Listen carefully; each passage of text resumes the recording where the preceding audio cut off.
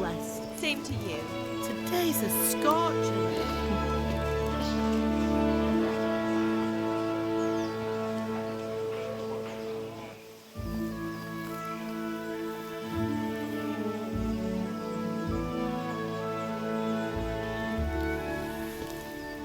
Well, husband, how goes it? Good. I should get it finished today. Where on earth is Henry? I need him to run some errands. He was still sleeping when I went out. At this hour? Blue-blooded idler. Well, it looks like he was out all evening, drinking like a lord.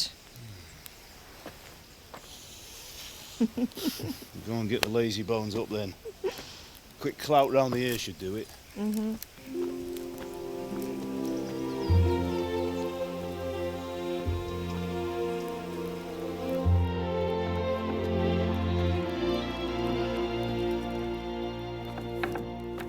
Henry! Get up now. There's work to be done. Mother! Get up or I'll come get you up, you slugabed. Hear that? You'd better not vex him. Now get up quick. Your breakfast is on the table. Wait, what's this? Have you been... Oh, Henry. How many times have I told you about fighting? Oh, it's nothing. It's just a scratch. You've been at that sword play again, haven't you? You'd better pray your father doesn't get to hear of it. You know how he feels about it. Oh, don't worry, it wasn't that. I just scratched myself is all. Well, just don't come crying to me if you really do get hurt. Now get up, you rogue.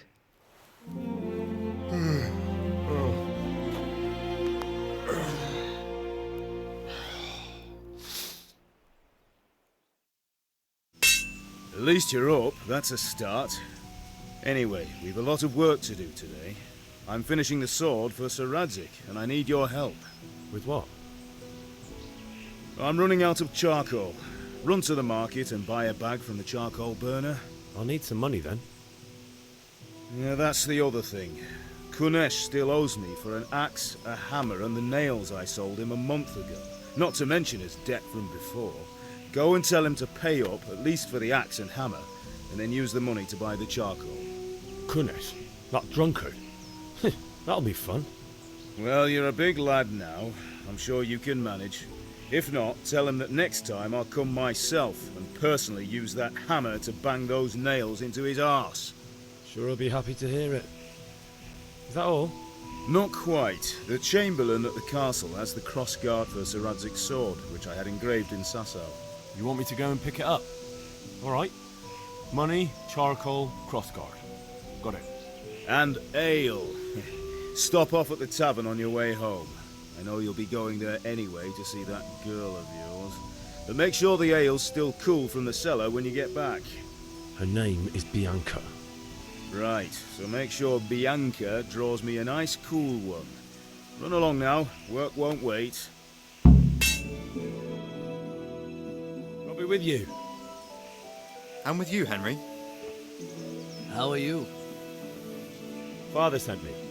We're forging a sword for Sir Radzig, and the Chamberlain has the crossguard and grip. Father had them engraved in Sasau.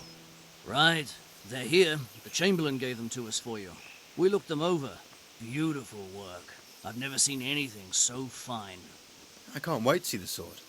Just make sure you don't botch it. When did I ever botch anything? Where shall I start? Shut up and give me what I want, or I'll kick your ass this evening. Right away, your lordship. Magnificent. Shame I can't keep the sword for myself. Well, I better go if we're to get the job done by this evening. Godspeed. See you later in the tavern. You certainly will. After today's work, the ale might even be on me. A messenger. He was in a hurry. What's happened?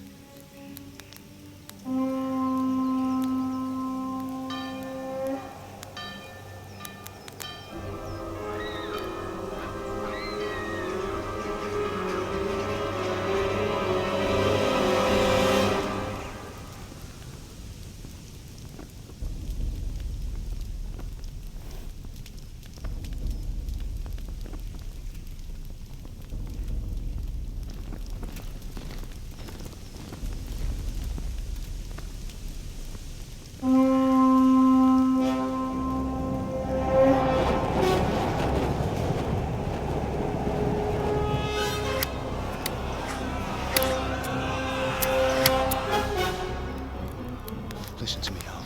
Listen carefully. Take the sword, go into the house, and grab anything else important from the trunk. Go to the castle. Hurry! What about you?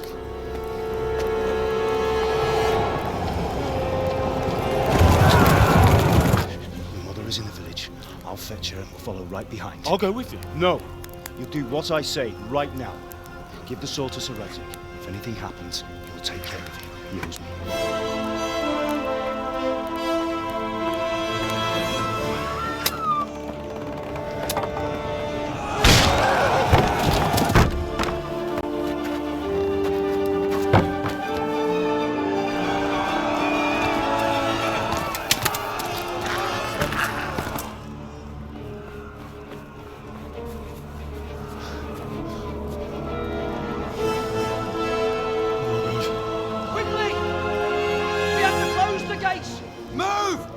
Closing! Move it, people! Come on! We're running Come out on! of time! Oh, Henry! Thank God! Get inside, quick! We have to shut the Get gates! running, people! Come on! Mind this for me. Are you mad? You can't go back! Ah! Get through the gates!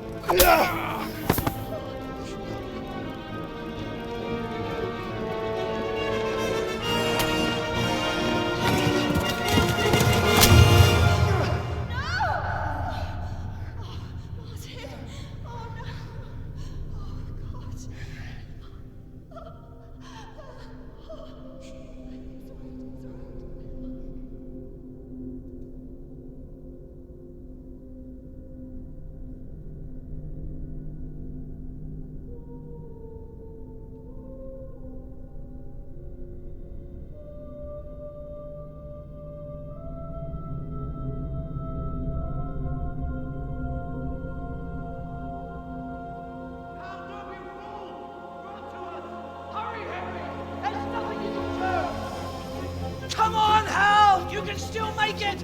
Run!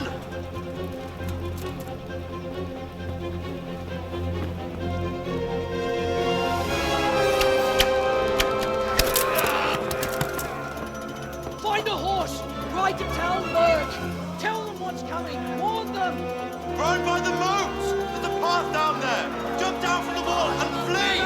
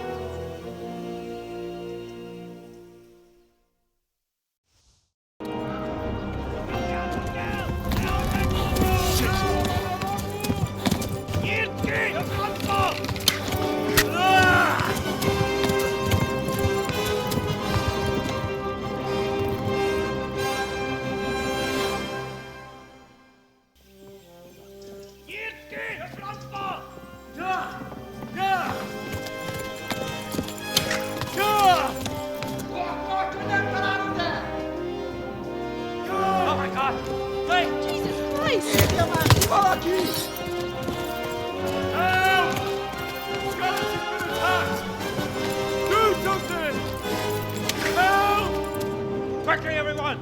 Get your asses here! Hey! And loose! Hakio, Hosungine! They're turning tail! Look better, eh?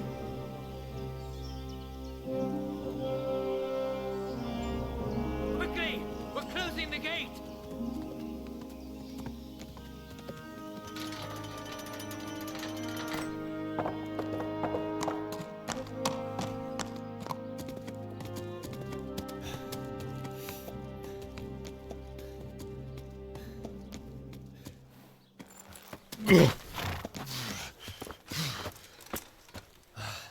Someone give him a drink. And bring hot wine and bandages.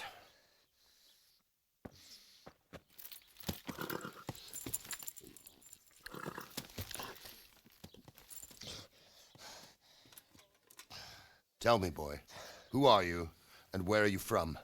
What in hell's name happened? I've come from Skalitz. They burned it to the ground. Slaughtered everyone. Who? Who burned it to the ground? A huge army. They attacked without warning. And they weren't Czechs or Germans either.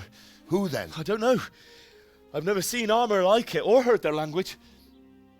Maybe Tatars?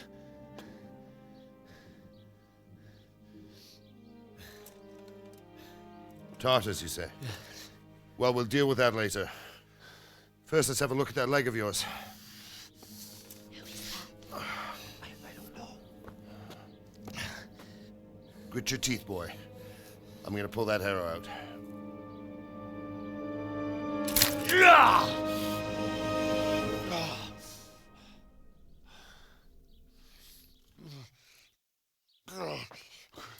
Easy.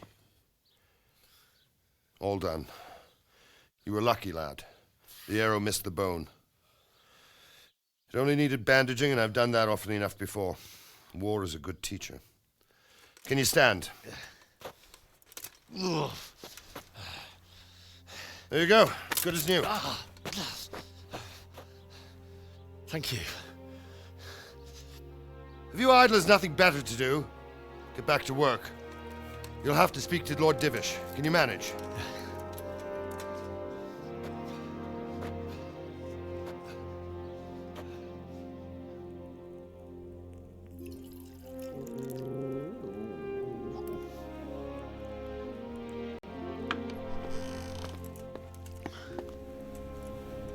Sir, this is a survivor from... I heard, Robard. Tell me, boy, what exactly happened? Did you see the ensigns of the attackers? And were there any more survivors? So, I don't know what army it was, but it was huge. There were dozens of banners flying on the hill above Skalitz. The ones who did the slaughtering spoke a strange language. They burned Skalitz to the ground. But a lot of people took refuge in the castle. I wasn't quick enough. And as I fled, they shouted from the battlements that I should come and warn you. The soldiers the boy didn't recognize. They could be those Cumans of Sigismund's. It said they came to Hungary from the east, and now they're the core of his army. Sacking Kuttenberg must have given him a taste for stolen silver. Skalitz is a small castle, sir. If Sigismund attacks, they can't hold. Indeed, Sir Robard. And our small garrison would be no help, even if we could risk sending them. You think we're next in line? Maybe. What's your name, boy? I'm Henry, son of the Skalitz blacksmith. I know him. Did he make it inside the castle? I'm sorry. It's in God's hands now. No one else can help us. Anyway, thank you for risking your neck to warn us. Robard, take care of Henry. Make sure he gets something to eat and some rest. Yes, sir. And get all the people inside the gates. We have to prepare for the worst. Make all the necessary arrangements. As you command, sir.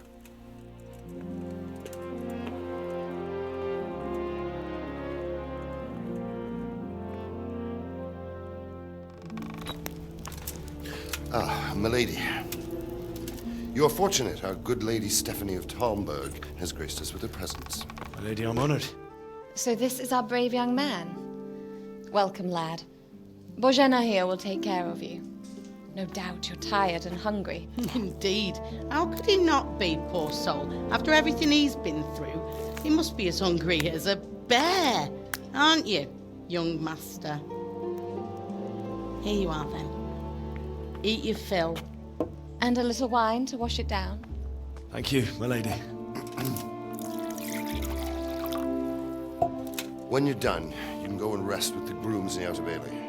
No, that won't do, Sir Robard. After all he's been through, he deserves a proper bed. Let him sleep in a lodge in the courtyard. Certainly, milady. Young Henry here is overwhelmed by your generosity. Yes, thank you, my lady. May God reward you for your kindness. Eat up now. You're in capable hands, so I'll leave you to it. Good night. Good night. Good night, ma'am.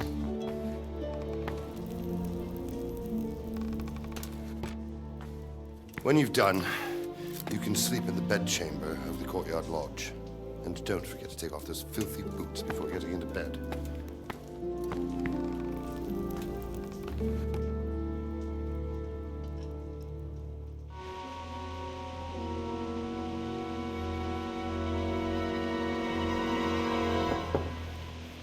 Yes? It is I, Henry. Forgive the intrusion. I didn't wake you, boy, did I? My lady, no, not at all. But what brings you here at this hour? I thought you could do with a little wine. It's just what you need to help you sleep.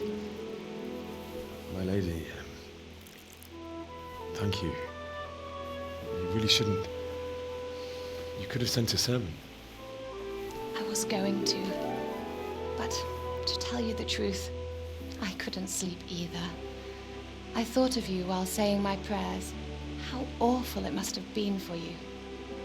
I came to offer you solace, to let you know you're not alone. Thank you.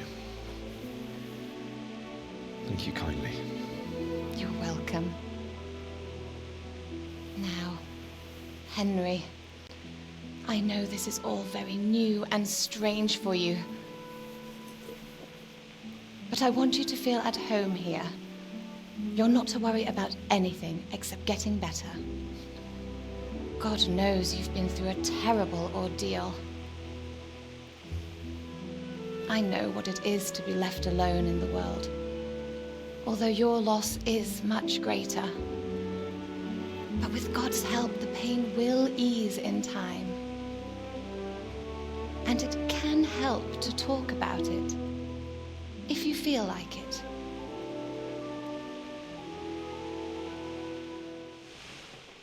That's terrible. How could something like that happen? God alone knows why he lets such things happen. You poor boy. I understand your grief, but God is not to blame for the ills of this world. That is the work of Satan and those who do his bidding. Those who are corrupted by greed, envy, and pride. You must not lose faith, whatever life brings. Fate has not been merciful to me, and my husband either. Although in comparison to the horrors you went through. I was young when I married my husband. It was my father's wish. Divish was a lot older than I, but a woman must bear her lot. Shortly after our marriage, before I even got a look at Talmberg, the castle was stormed and my husband was imprisoned. Really? My husband had some quarrel with Sir Havel Medek of Valdek, who decided to resolve it by force. He stormed the castle, burned down the village of Pribyslavitz, and killed many of our men, even the old chamberlain. He imprisoned my husband in the castle and put his own garrison there. That's awful. I was barely 18 years old, and all of a sudden, I was left alone with Sir Robert. We didn't know what to do. We went to Prague to appeal to the king and sought help from Divish's friends, but all to no avail. We tried for years, but it seemed I was destined to be left alone and my husband to rot in jail in his own castle. Years, you say? 7 years. That's how long it took before Havel was condemned as an enemy of the crown. And even then, he refused to surrender the castle and release my husband. In the end, I raised the money to pay a ransom, and only then, by the grace of Lord Jesus, did I finally lay eyes on my husband once more. 7 years. And was Harville punished for it? Never. And after 7 years, my husband returned to me an infirm old man. Sir Divish seems like a good, strong man. Certainly, only he has many concerns. He had to rebuild Talmberg. After he was released, the king appointed him Burgrave of Prague Castle, and he was very busy. He had no time for me at all. But at least we were in the city, and there was something going on. And now, we're here. My lady, you're still young and beautiful. Your best years are still ahead of you. Would that that were true, lad. Would it were true. But what am I doing bothering you with this? You have troubles enough of your own. I'll go and let you sleep.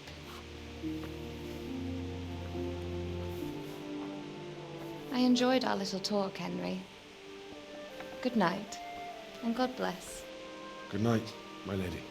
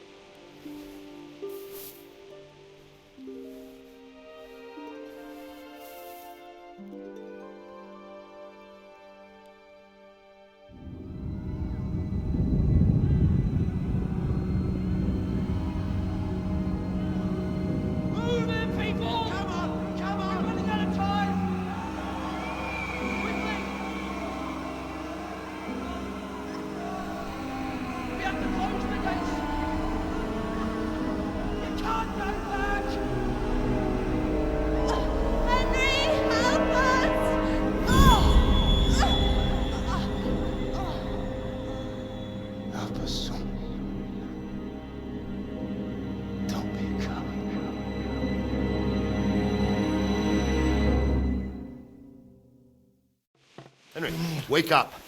You don't want to miss this. What is it? What's happening? Come to the battlements. One of our patrols reported a company heading here from Skalitz.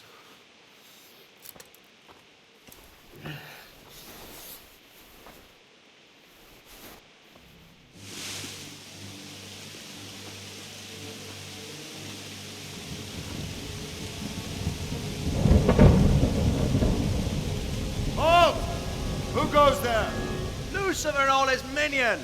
Who else, Robber? Sir Ansig, what a relief. Is his lordship there with you? Yes, sir, he is right here. What are you doing up so late, Divish? At your age, you need a good night's sleep. Well, Radzik, you didn't exactly pick the best time for an outing either. In a big hurry? It was a bit of a scramble, all right. Believe it or not, this tempest is a godsend for me and my men.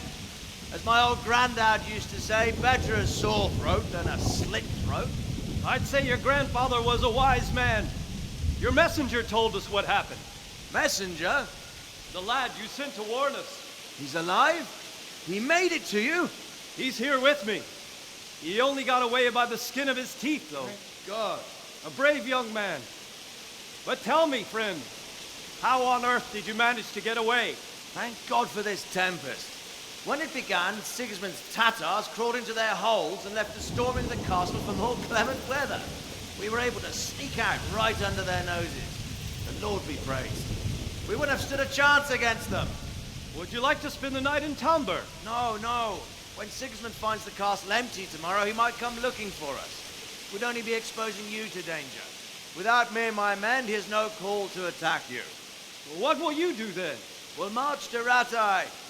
It's only a short way, and there we'll have a better chance of defense and enough room for all of these people. If Sigismund should come, better bend your knee, Divish. There's no point dying in a battle that's futile. You're right there. Is that boy still with you?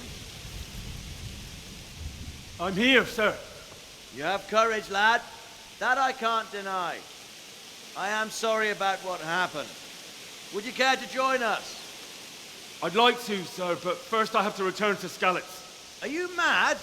What do you want there? I can't leave my mother and father. I won't leave their corpses rotting in the street. I'll join you once I've taken care of them. Don't even think of going back there, you donkey. Are you tired of living? But sir! Quiet! I'm sorry about your father, but getting killed as well won't help him. Divish, make sure that lad doesn't budge from Talmberg until things quieten down. Not to worry, friend. Anyway, he's injured and needs to recover.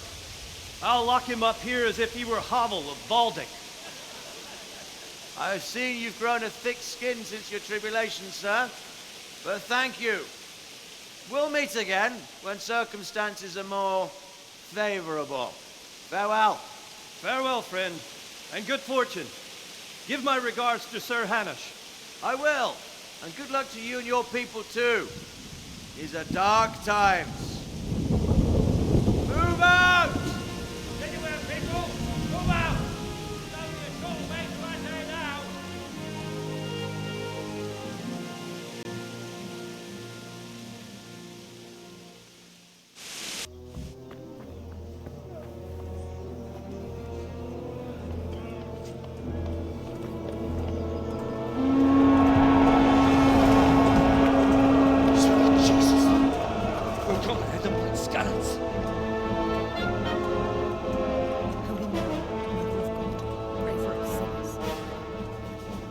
See how the self-appointed king wins the love and respect of his loyal subjects.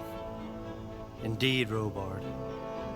Sigismund of Luxembourg has a rare talent for winning people over to his cause. You may be in for a surprise, though. I don't think he will set his heathen dogs on us today. Greetings, Lord of Talmberg.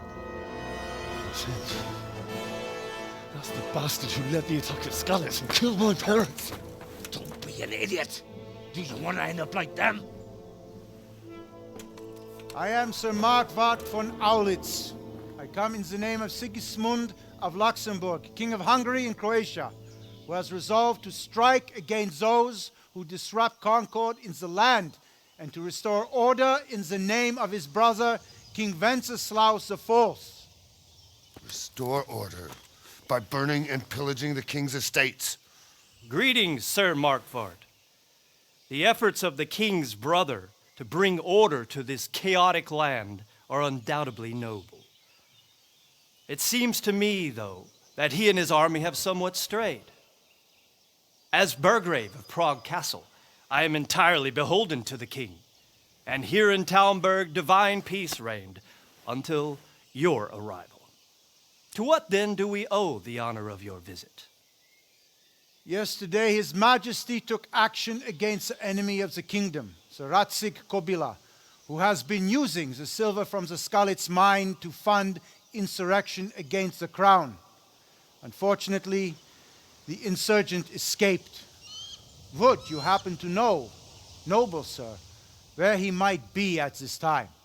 As far as I know, the Sir Radzig of which you speak is the king's hetman at Skalitz. I find it hard to imagine that he would rebel against our king. Nevertheless, I can assure you that Sir Radzig is not at Talmberg. He would be a fool indeed to flee from one castle, where he has little chance of defense, to another, where he has even less. Or do you take the view that my humble manner is any obstacle to your army? Am I to inform the king then that Sir Radzig Kobyla is not at Talmberg and that he has your loyalty? Sir Radzig Kobyla is not here, and I have no intentions of getting embroiled in affairs from which I have nothing to gain. Very well, sir. As you wish. I will relay your words to the king in the hope he will be as well disposed as you seem to be. Those who have clean consciences and goodwill may find themselves well disposed even at moments like this. when there's little cause for joy. Farewell, sir. Auf Wiedersehen.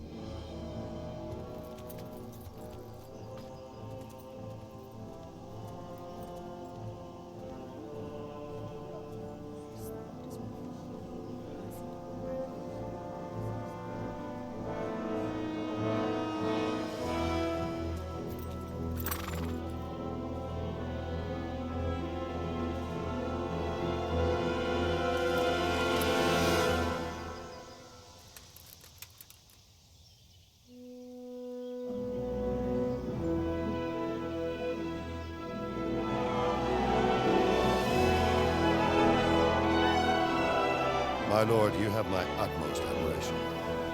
Get on with you, Robard.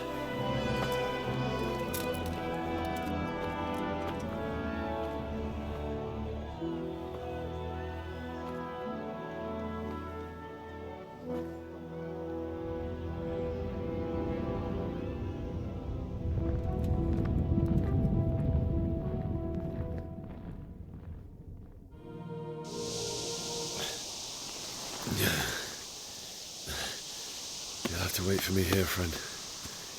Better to keep going on my own.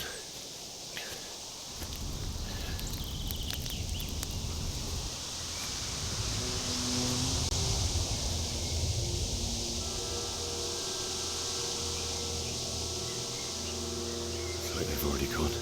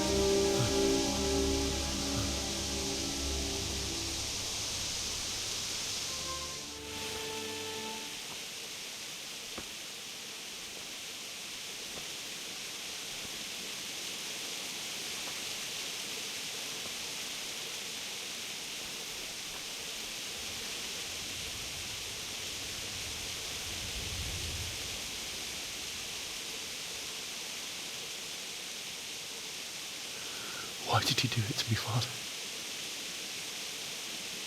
Why? Why did you leave me?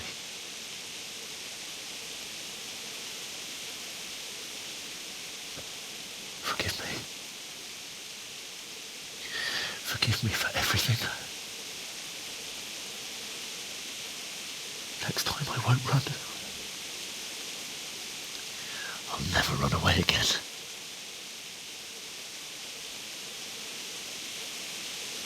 I'll find the one who did this to you. I remember his face. I'll find him.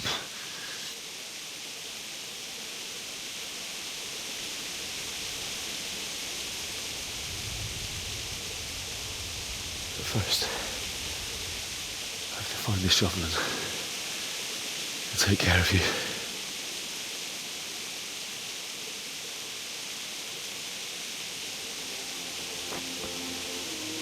I remember you told me you wanted to lie beside Mother. Here. Under the linden tree. At least I can do that much for you.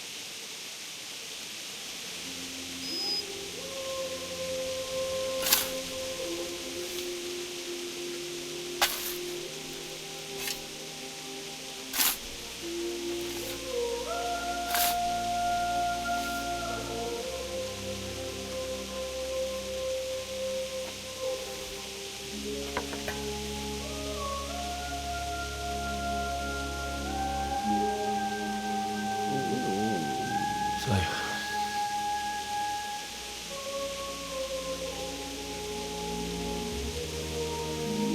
let's get to it.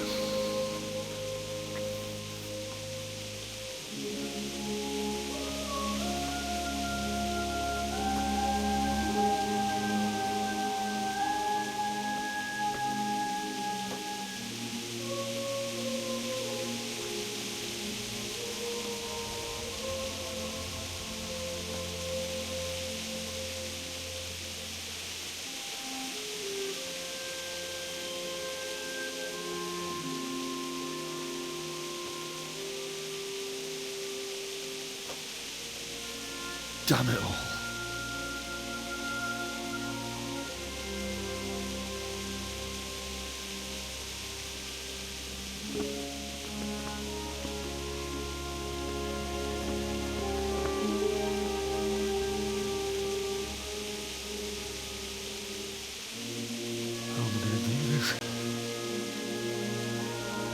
Do you need some help?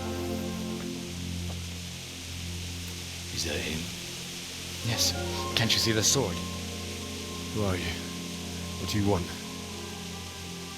Zbyszek? Who do you think we are? Franciscan brothers? We're to rob you of everything you've got. Especially that fine blade that's of no use to a peasant like you anyway. Banish the thought. It is my father's sword. You mean him? I don't think he's going to be needed. Listen here, boy. You hand over that sword, I might just let you go. If not, you're in for a family reunion you really don't. Leave me alone. Kill him, Runt! Aye! Cut the bastard down! As you like. Could have just cost you a few teeth. Ah!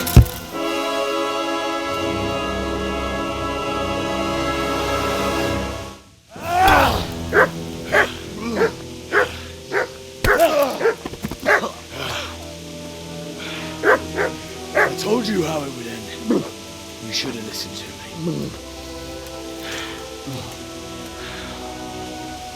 This is nice work. The chief is going to like it. It's new, isn't it?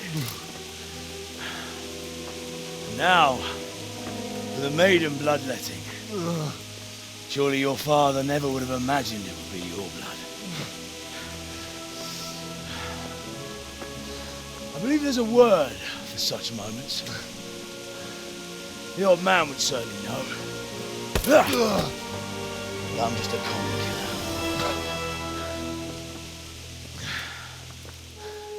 Did you help make it? No doubt you did. Such miserable luck. To die by the sword you helped forge. Hey, go fuckers!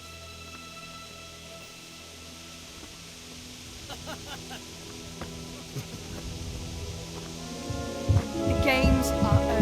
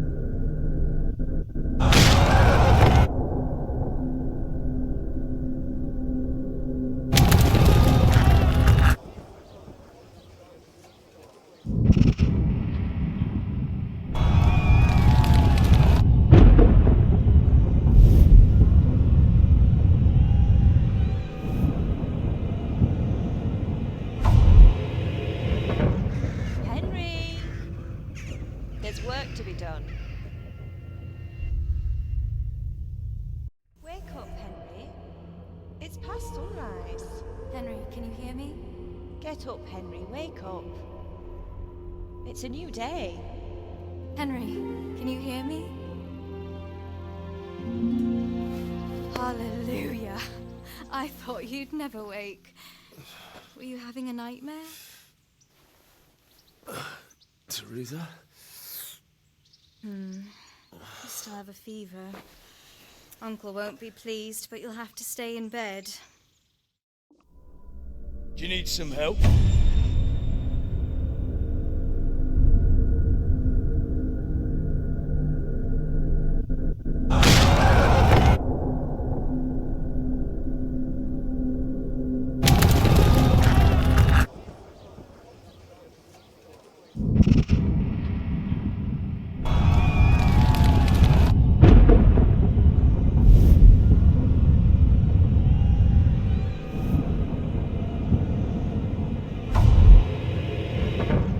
Henry! There's work to be done.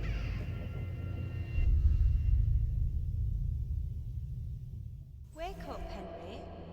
It's past sunrise. Henry, can you hear me? Get up, Henry, wake up. It's a new day. Henry, can you hear me? Hallelujah. I thought you'd never wake. Were you having a nightmare? Teresa? You still have a fever. Uncle won't be pleased, but you'll have to stay in bed.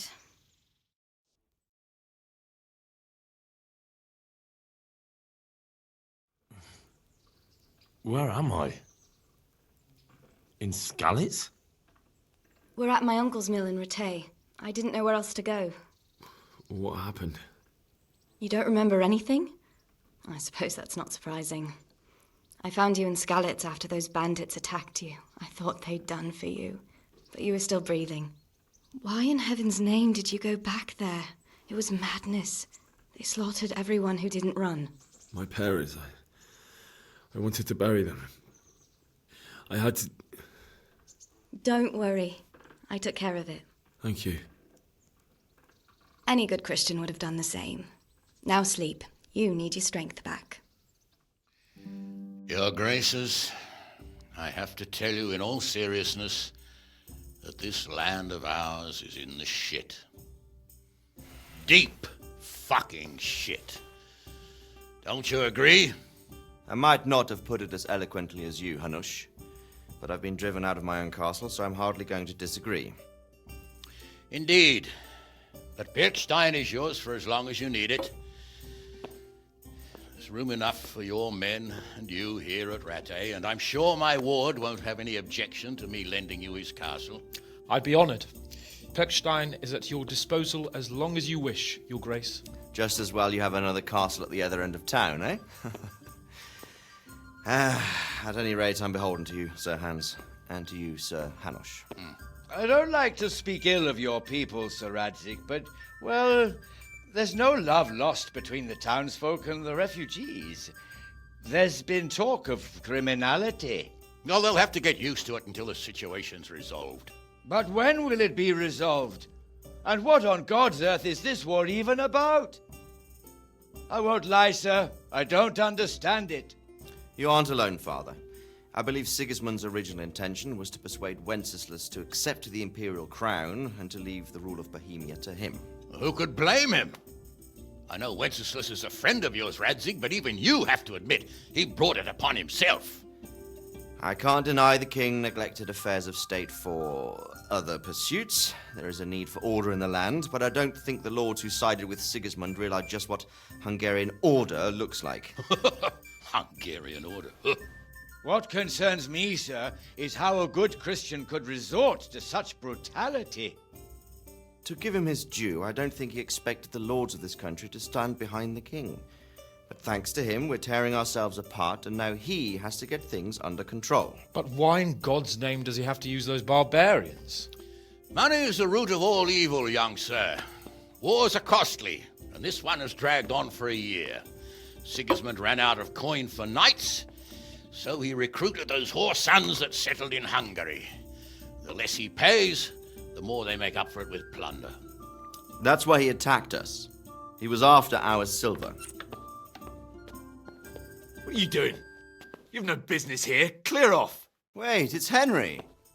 Henry, who disappeared after I clearly ordered him to remain at Townburg. I'm sorry, sir, but I had to bury my parents. Had to? Do you think you were the only man who lost someone there? But the others listened to their lord. And it wasn't just your own life you nearly threw away. So Robard and his men risked theirs to save you. I'm sorry, but I had to. Oh, there you go. When you have to, Radzig. Your father was a remarkable man, and your mother, she was remarkable too. They deserved a Christian burial. Did you manage that at least? No. I was attacked by thieves. I wouldn't be here now if it wasn't for that girl. Girl? The miller's daughter, Teresa. The miller's daughter saved you from the footpads? Well, there's a tale to tell your children. I owe her my life. She distracted them and then brought me to Rattay. But without Sir Robard, we'd both be dead. Oh, that's what I call a good woman. Hang on to that one, lad. Still, it's a great shame your parents are buried in unconsecrated ground. That means purgatory for them. Be quiet, Friar. I didn't invite you here to eat me out of house and home and deliver a sermon while you were doing it. If you're so concerned, Father, maybe you should save the innocent souls of these fine Christians yourself. Go to Skalitz and consecrate their graves. I assure you, if you're killed by bandits, your soul will soar straight to heaven, as long as someone buries you in consecrated ground first. If there's anything left to bury, that plump carcass of yours would be quite a feast for the wolves and the crows. And one skeleton looks much like another, so how would we know which were your ordained bones or those of Sigismund's Tartars? Be that as it may, why have you come here? I must get your sword back. Sword? My sword hangs here at my side. No, the sword my father forged for you. One of those thieves stole it from me. They almost killed him and he already wants to go back. Takes after his father, I suppose.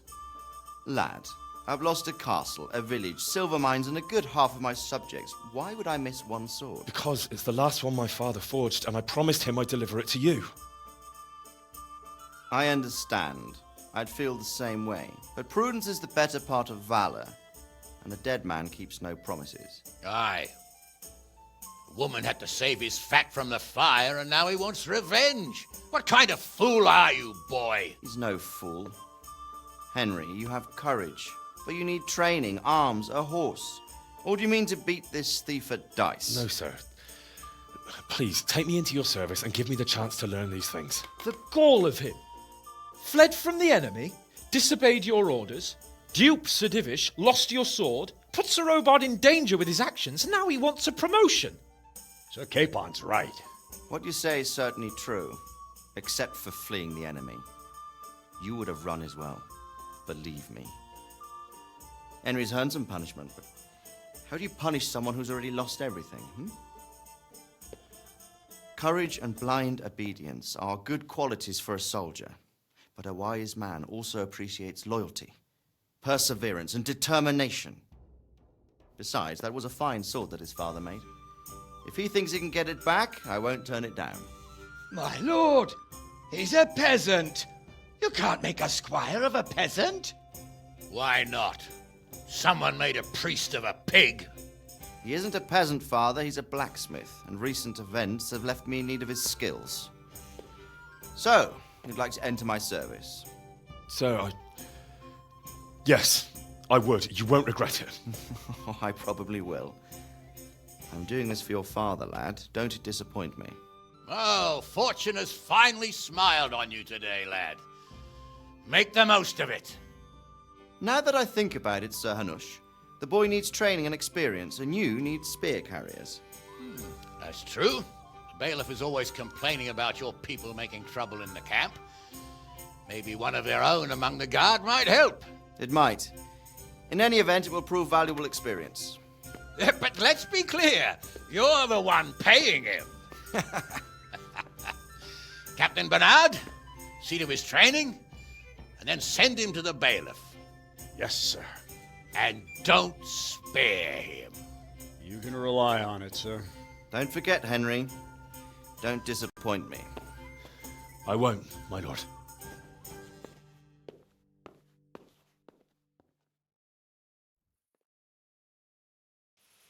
And the canon of St. Wenceslas in Olomouc was so drunk, he dragged the pig to the market square, saddled it up, and rode it out of the town gate.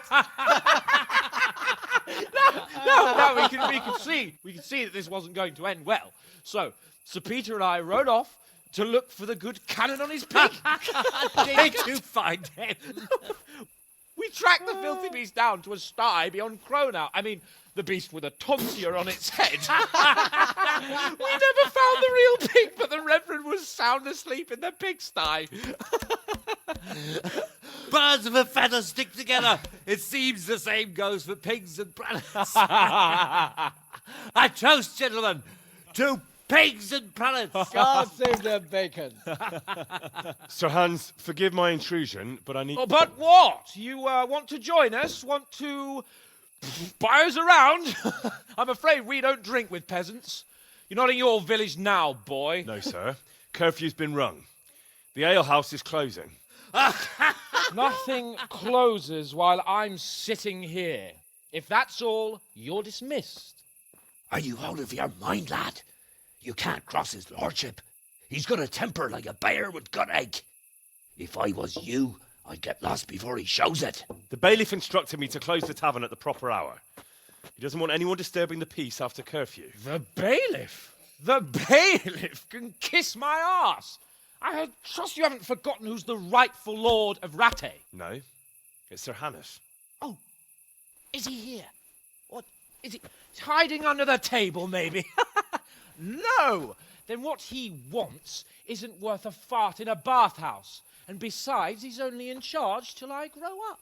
Which clearly hasn't happened yet. Enough! You can't talk to me like that. I'm a nobleman. Come now, sirs. You're not going to fight here, are you? We most definitely are. This yokel needs to be taught his place.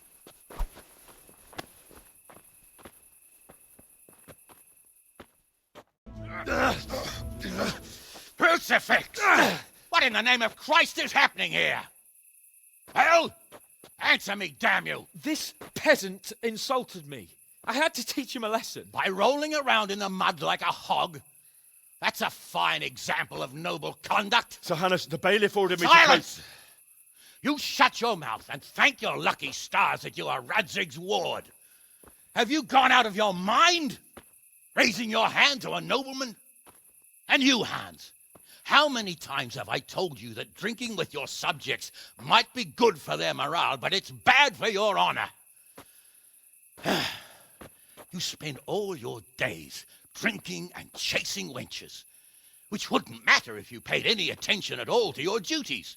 And now we see what that leads to. Tomorrow, you will go with me to a hearing. Some landowners have asked me to settle a dispute. It'll be an excellent lesson for you. I had planned to go hunting, but if you think listening to the pointless gripes of a bunch of old fools will benefit me, so be it. Oh, hunting. Well then, Your Grace, I'll tell you what. You can go hunting. Really? Oh, naturally. Who am I to deprive the young Lord Capon of his sport? And you can take Henry here as your page. Him? Absolutely not. You'll do as I've commanded. It's time you learned how to lead people, and not just in drinking and brawling. Now get out of my sight. Sir, I have responsibilities to the bailiff. Not anymore. Your responsibilities now are to Lord Capon. It's time you learned how to behave in the presence of nobility. Let's go. Tell the kitchen I'm hungry. It's been a long journey.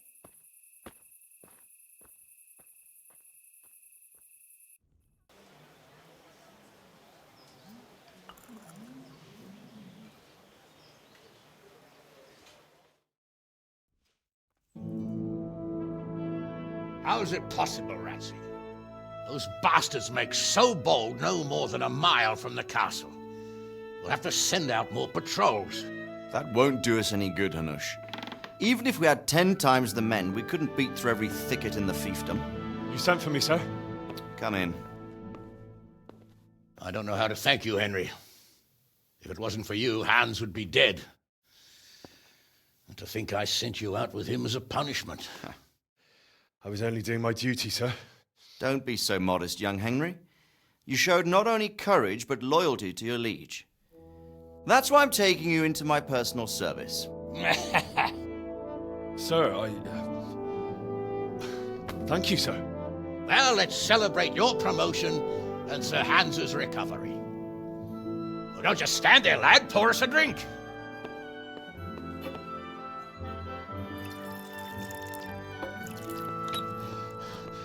I'm sorry to interrupt, sir, but I've urgent tidings. What now?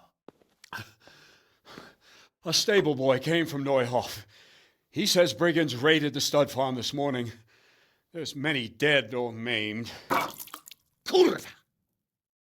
Tell us exactly what happened. I'm not sure. The boy was so shook up he could barely speak. He said the bandits murdered for the joy of it. I'm sorry, sir. Your vassal Smill is dead. Who did this? Who were they? We don't know, sir. The stable boy just kept babbling about some huge fellow in black armor who led the attack. Take as many men as you need, and don't stop until you've found those bastards.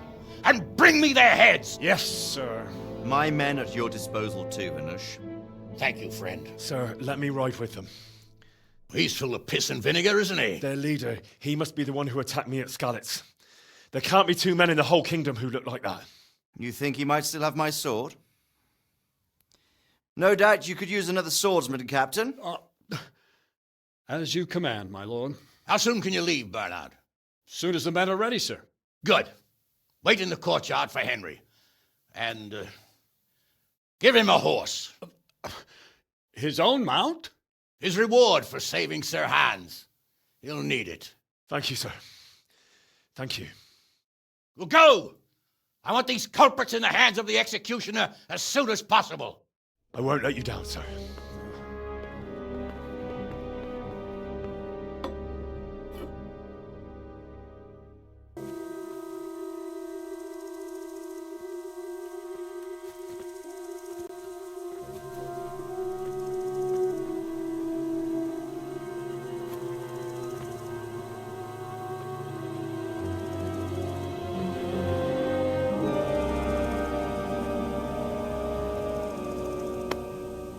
Where's your master? In the paddock.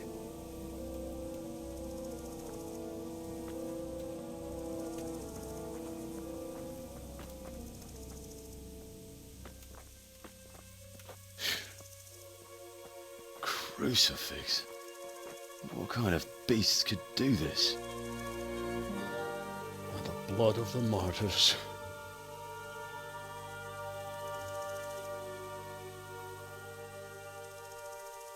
What happened here? Why? Someone came at night and hamstrung every one of them. The horses, screaming, must have woke poor Radek, the stable boy. And when he tried to stop them... And then my husband. When my husband tried to help them, they killed him too. And when they were done, they put a torch to the stables. My sincere condolences, ma'am. I swear we'll hunt those monsters down and make them pay for this. The horses were still alive when I came. We had to finish them off. All of them. The pain in their eyes. They couldn't understand how anyone could do this to them. Did they steal anything?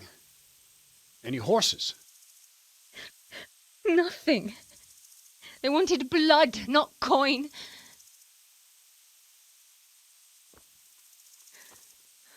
Did your husband quarrel lately? Was there anyone who might want revenge? He argued over the price of a saddle, maybe, but nothing that could drive a man to this. These are dark days when there's more kindness in horses than in men. Did you see anything? How many were there? Or what did they look like? We saw no one. Has anyone tried to follow the trail? No. We were fighting the blaze until now, and even if we weren't, what chance would any of us have against someone who could do this?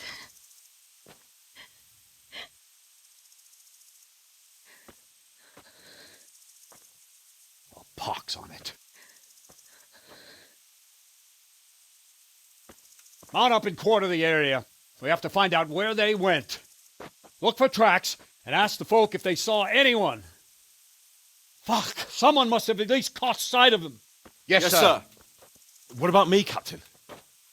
What the hell use are you? You stay here. Please, let me do something.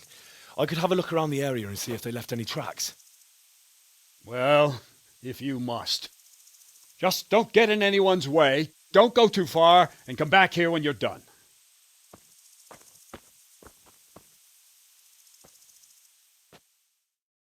God be with you, lad. What can I do for you? My lord, I managed to find a clue to the whereabouts of the bandits. Excellent. Bernard already told me what's been happening, but I'd like to hear it straight from the horse's mouth. The whole story, or just the gist of it, sir? It's up to you what you consider important.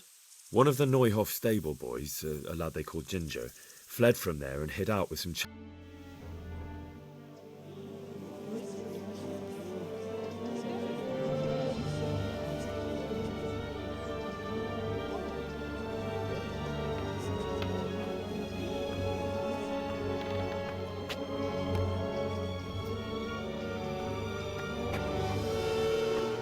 Move along, citizens. Move along. There's nothing to see here. That's what you call nothing to see. I'd like to know what something to see looks like. By the keys of St. Peter, this is all I need. We'll have to send word to Sir Hanush. That might not be necessary. Who are you? I'm Henry of Skalitz, in the service of Hanush's Captain Bernard. I'm investigating the attack at Neuhoff, and I think this could be related. Well, I'm the bailiff of Auschwitz. And I say we don't want any of that kind of trouble around here. What makes you think this has anything to do with Neuhoff? One of the folk at the stud farm recognized someone from Auschwitz among the bandits. We have no bandits or murderers around here. Really? They say he had a limp? Shit. Well, allow me to introduce you to Limpy Lubosh. Or all that's left of him.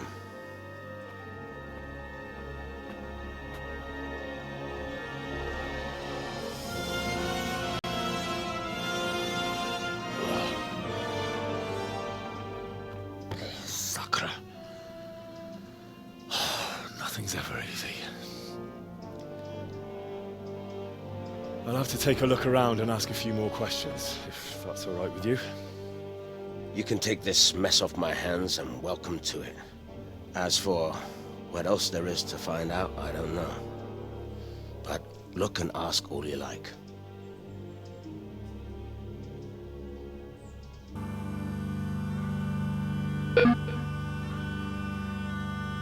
Przyszła bida mora lat, to nie ustoi żadnej chlap.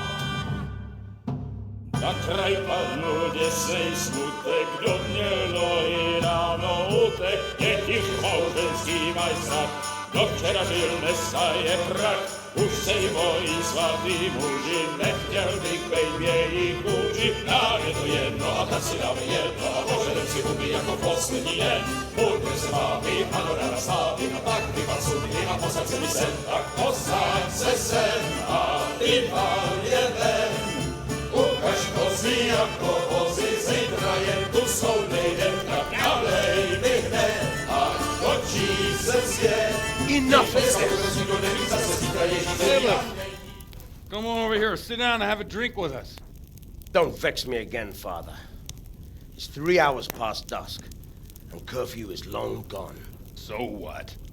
So, I'll have you all whipped and put in the stocks, and I'll write a letter to the bishop about you, priest. Well, nothing to worry about then. Everyone knows the only one around here who can ride is me. Enough! Men, throw them out. Oh.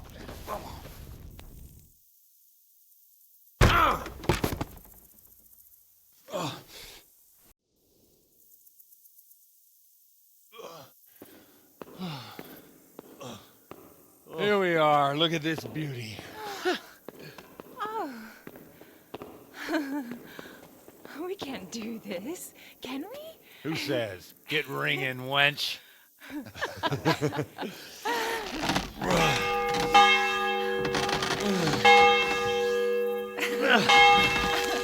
This is wonderful.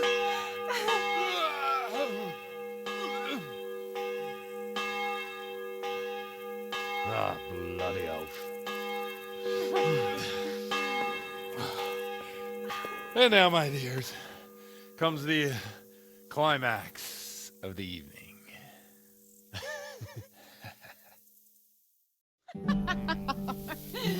Godwin, you old goat. Come here. Oh.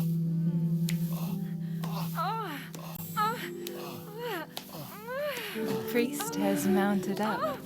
What do you say, Henry? Shall we take a little ride of our own?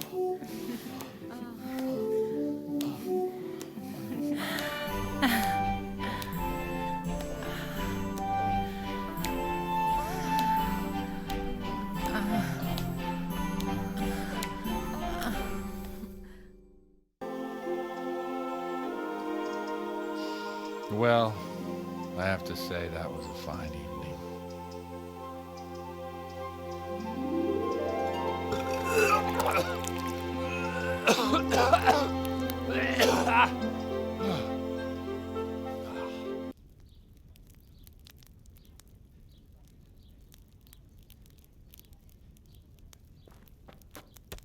Godwin, you beast! Get up! Do you hear me? Wake up, you drunkards! Oh, fucking hell. Where the...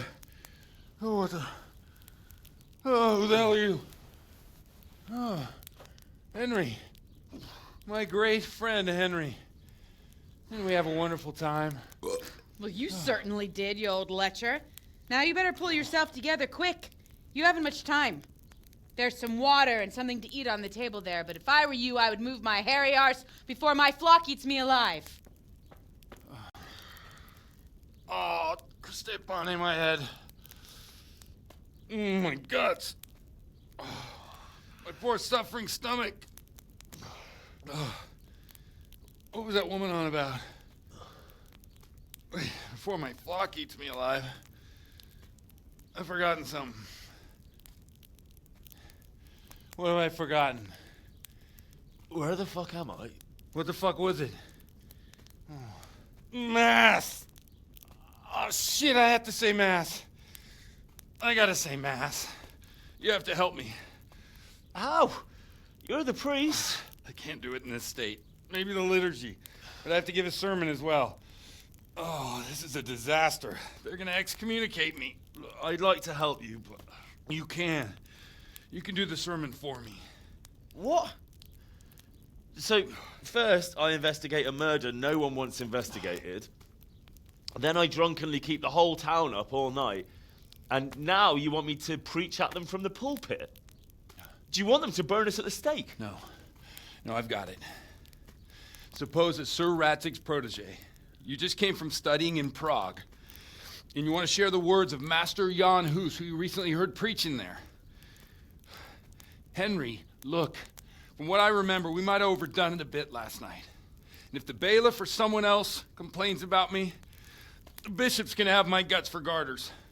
So I'd appreciate it. Stop gaping at me like a stuffed squirrel and start helping. You're mad. You're stark raving mad. I'm not. It's a perfect plan. It's flawless.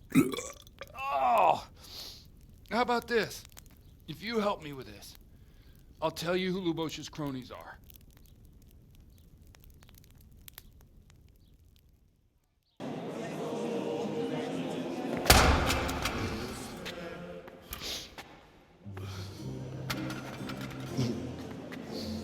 never show up. The swill pole. Look at him. He can hardly walk after his capers last night. You were with them, you beast. Just you wait. Look at him. Mother of God, any minute now he'll throw up.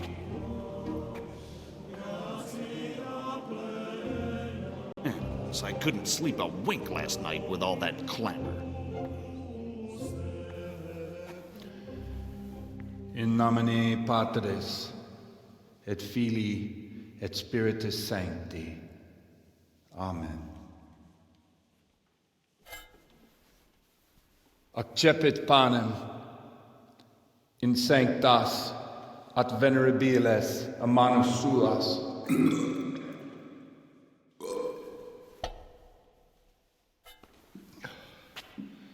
Hac facite in meam commemorationem.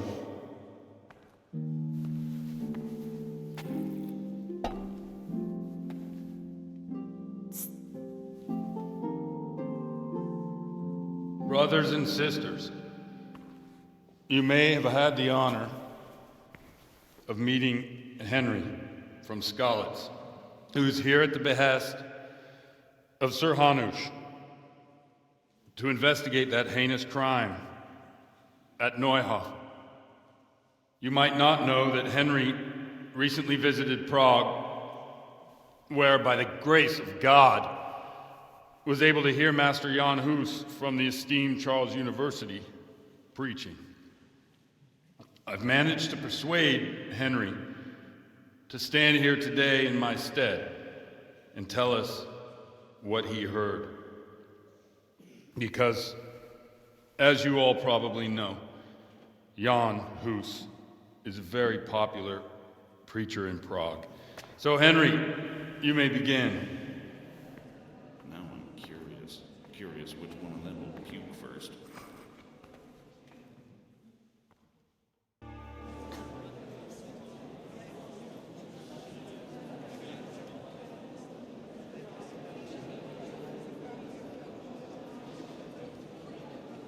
The lad spoke well, considering what a soak he is. He's right, that Hus. The young man shouldn't drink so much, but the Lord's given him a I'm silver glad he tongue. came here. I don't suppose I'll ever get to Prague, but he told it nicely.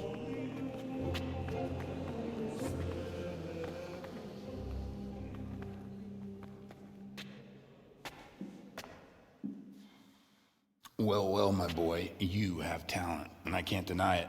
And you pulled a thorn from my side. I almost didn't make it. Yeah, I noticed. I wasn't the only one. Oh, what's to be done? I'll make it up somehow. So, about our bargain. Although it's a sin. So's gluttony. And fornication. God does forgive a penitent. So, what did Limpy Lubosh tell you? Was he at Neuhof that day?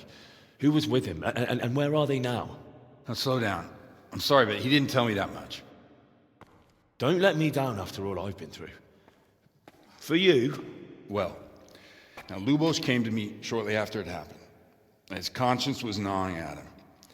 And I must say, in the end, he turned out to be a better man than he looked. He said they'd been hired through some crony of theirs. And at first they were just to steal some horses. But then it all turned sour and people started getting killed. And neither he nor his cronies wanted anything to do with that. So they fell out from the gang and fled. Fell out? Yeah, there was a body found in the woods by Neuhof. That would explain something. Lubosh kept jabbering that he wasn't a murderer, that he didn't want to do it. So I know that Lubosh killed the murderer and he's dead too. The trouble is, I need to find the ones who are still alive. I need names and places. Did he mention any of the others? Only nicknames. Talked about some fella called Riki from Ledechko. Pius, Timmy. Pius. That lot are about as pious as I am ordained. Nonsense. You would make an excellent priest. And anyhow, with your skills, you ought to be able to sniff out this Riki from Ledechko, right? Well, we'll have to now. There's not much else to go on. Let's hope he's not hanging from the wall too. Indeed. And I'd hate to be excommunicated for nothing. Anyhow, good luck. You watch out for yourself.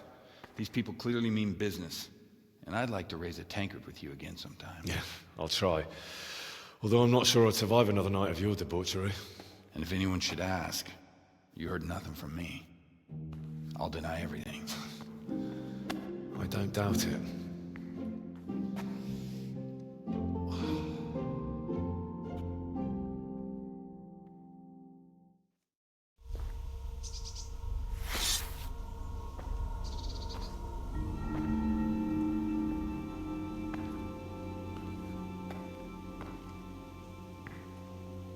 Jesus Christ, what am I to do?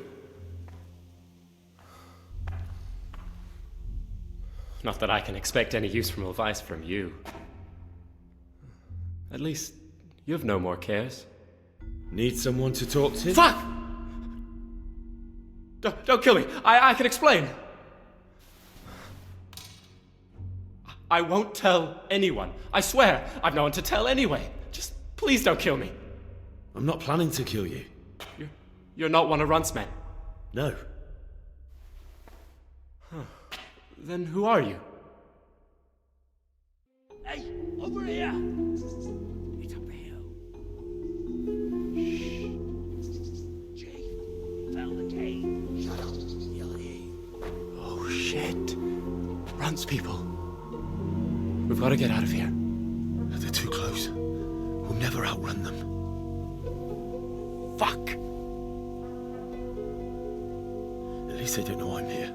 The two of us can take them by surprise. No fucking way. I'm gone. Look here. If you run, they'll catch up with you and kill you. And me too. Together, we stand a better chance. Jesus Christ. All right. I suppose you're right.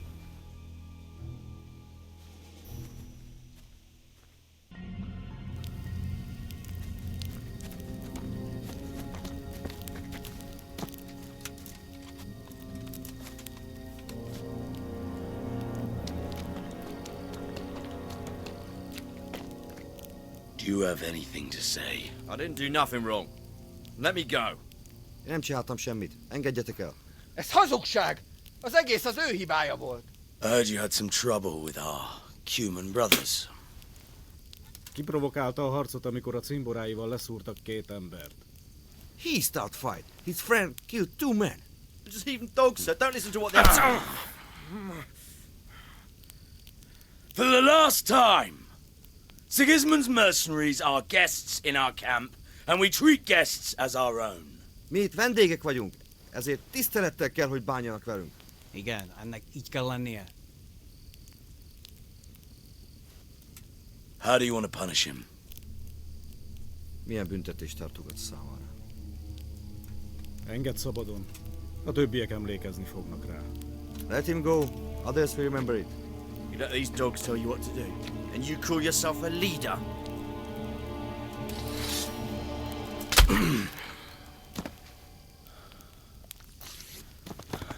A faszomba. No more unnecessary fighting. We are one camp, one army. So fucking remember that!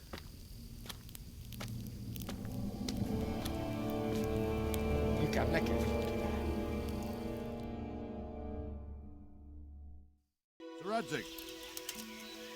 I'm glad to see you, Captain Robbard. I hope Henry's explained everything to you. He did, but I find it hard to believe. Who could possibly put together such a significant military force, and right under our noses? We'll just have to find out, but I don't think we will until after a battle. If we don't deal with them now, who knows what they'll be capable of in a week or two. I agree entirely, my lord. What's the plan? Right, lad. We're almost at the place you described. Now we'll have to advance cautiously. I need you to tell me how it looks around the camp so I can decide which side to lead the attack from. Sir, that's a big responsibility. I don't think I should... I asked you a question, boy. You've been there and seen everything, so speak up. There are 3 ways to get in. Directly along the straight path to the camp, the long way round through the woods and over an old weir, or by a narrow bridge over a deep ditch. Let's start with the direct route. That sounds like the easiest approach. How does it look there? That path leads round their battlements. It's fortified and patrolled. The chances are they'd shower us with arrows on the way. It's a good thing you're here, Henry. We'll have to try another way then. What about the approach through the woods and the weir? I don't like the idea of marching such a long way over rough ground, but if it's the better option... It's a long way through the woods, and there are patrols there as well. They'll call the alarm before we reach the camp. I thought so. What about the last approach, over the bridge? It's a bit narrow for my liking. It's narrow, all right. Once we get over it, we can quickly occupy the best ground for a battle. We only have to take down a few archers. The battleground sounds inviting, but that bridge and the archers, it's not an easy decision. Each option has its pros and cons. I try to answer to the best of my ability, sir. And you'll be suitably rewarded for your efforts. From what you say, the route over the bridge is the best option. If we're fast, we'll have the advantage. With the help of God, we'll win this day.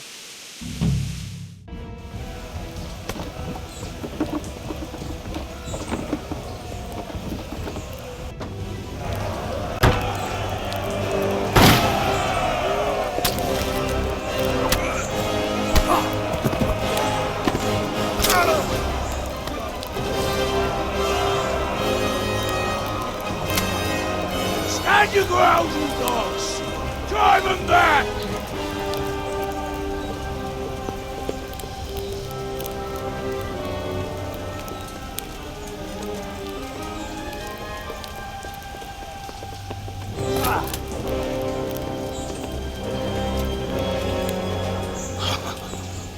I will cleave you in two, you bastard. You tried before, and yet here I am. What? Who the hell are you? You don't remember me? I remember you, though. Oh, where's my fucking sword? What the fuck are you on about? What's... Hang on. You're the... Fuck me. I thought we left you to the crows. Tough little fucker, eh? What did you do with my sword? Judging by our last encounter, I'd say you made a big mistake coming here. Where's my fucking sword? But then again, maybe you've had some practice. I hope so. Because last time was too easy.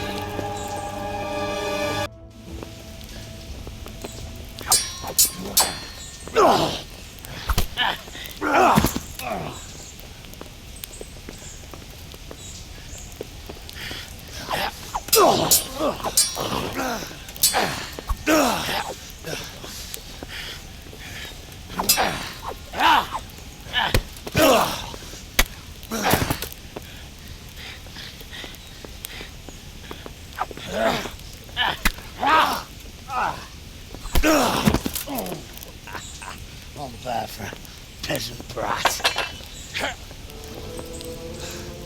It's not over yet, you scum. Now where's my sword? What have you done with it? Talk, you bastard! I'll see you in hell.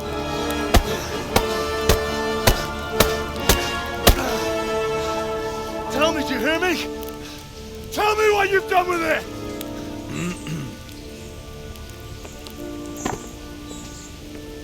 I'd say you're flogging a dead horse there. You took him down. On your own. Well done. Nice work. You surprised me. He was a mountain of a man.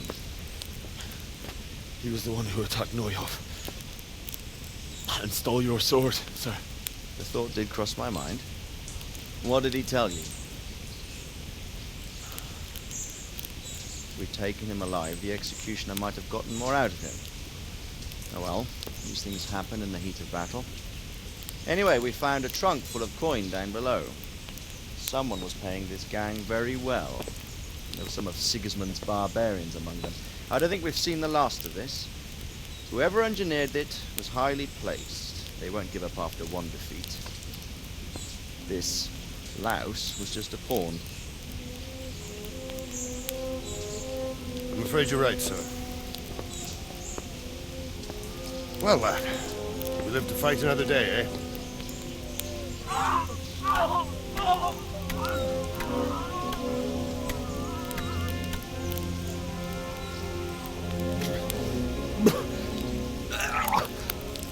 That's the fear leaving you, lad. Let it go.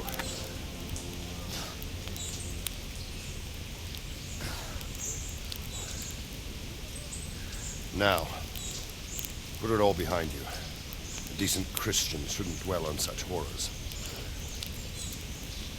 I beg to differ, sir. I never want to forget this. The time has come for those whoresons to pay for what they did to us. You're right, my boy.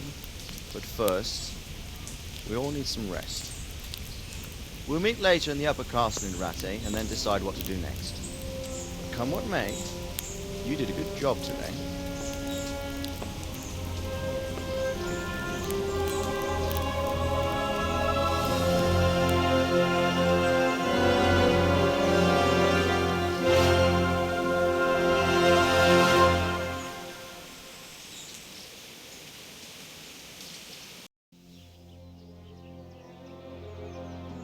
I will make you pay for this.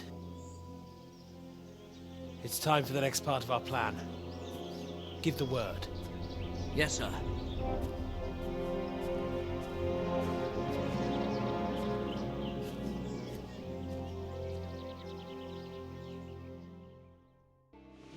My lord, I'm afraid you were right when you said these hostilities wouldn't end at Pribyslavitz. That comes as no surprise. What has happened? The men reported 2 more attacks today. Ah, Henry. I'm glad you're here. It seems like we'll have another task for you. Come and join us. My lord. Greetings, lad. The bandits raided a few remote hamlets, but that's the least of our worries. They also attacked Merhoyed, and that's a much more serious matter. Merhoyed? Matthias is working there. They attacked right after the battle in Pribyslavitz. Bastards were probably trying to prove they're still strong. But there's a silver lining. The villagers held them off, and they even took 1 captive. He's wounded, but we can still interrogate him. Your Graces, I hope I'm not intruding. On the contrary, Master Tobias. Unlike Bernard, you are the bearer of good tidings. Or so I gather from the coin you carry. Tell me, how many groschen did we find in Pribyslavitz? My lord, I'm sorry, but my news is no better than Captain Bernard's. These coins are very good. That is to say, well-made facsimiles, as we call them. What? I don't give a fuck what you call them. I want to know what they're fucking worth. That's just it, sir. They're worth nothing. Are you saying what I think you're saying, Master Tobias? This here is just a pile of copper. Kurva! Fuck! Plated with silver, so it's still of some worth. Kurva! Fuck! Is it a lot of work to make such counterfeits, Master Tobias? I should say so, sir. Highly demanding work. Especially to make such plausible forgeries. They would need a well-hidden foundry, several craftsmen, and a source of material. But they could just be brought in from somewhere else, could they not? Well, they could, but then again, the silver mines are nearby, and these groschen seem freshly minted, so... So we are facing a foe who has almost limitless sources of coin. That's all we need. Doppeldecker. Well, gentlemen, it's clear what we have to do. Interrogate that captive bandit, find out their numbers, and promptly cut off their supply of money. Otherwise, they'll soon have another encampment. If they haven't already. I doubt it, sir. Merhoyed wouldn't have been able to hold them off if they did. Well, lad, I said we'd have work for you, but it never crossed my mind there would be this much. You've already proved your worth as an investigator, so I'm putting my faith in you again. Go to Merhoyed and question that captive. Find out where those brigands are hiding, how many there are, and what they're planning. And while you're at it, see if you can find some clues as to where this counterfeit coin is coming from. Very well, sir. Good luck. We're counting on you, all of us. Come report to me as soon as you know anything. I'll be at the lookout point near Talmberg.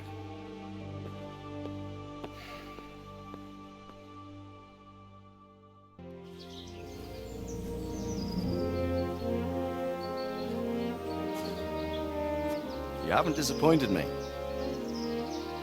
Nothing against Bernard, Robert, or any of those others. But none of them could find out as much as you. At least not without beatings and torture. And that doesn't always work. You're a godsend, lad. Thank you, sir.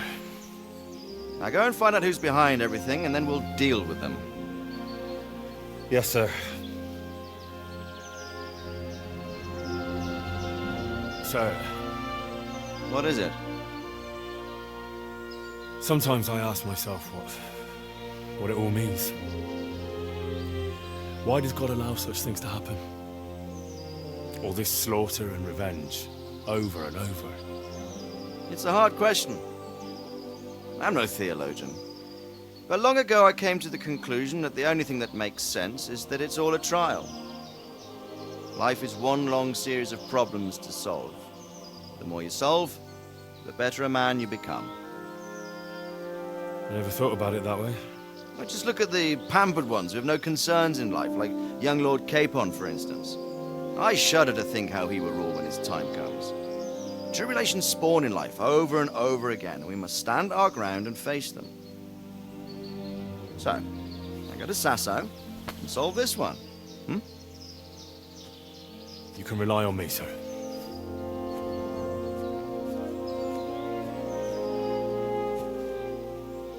Good luck, son.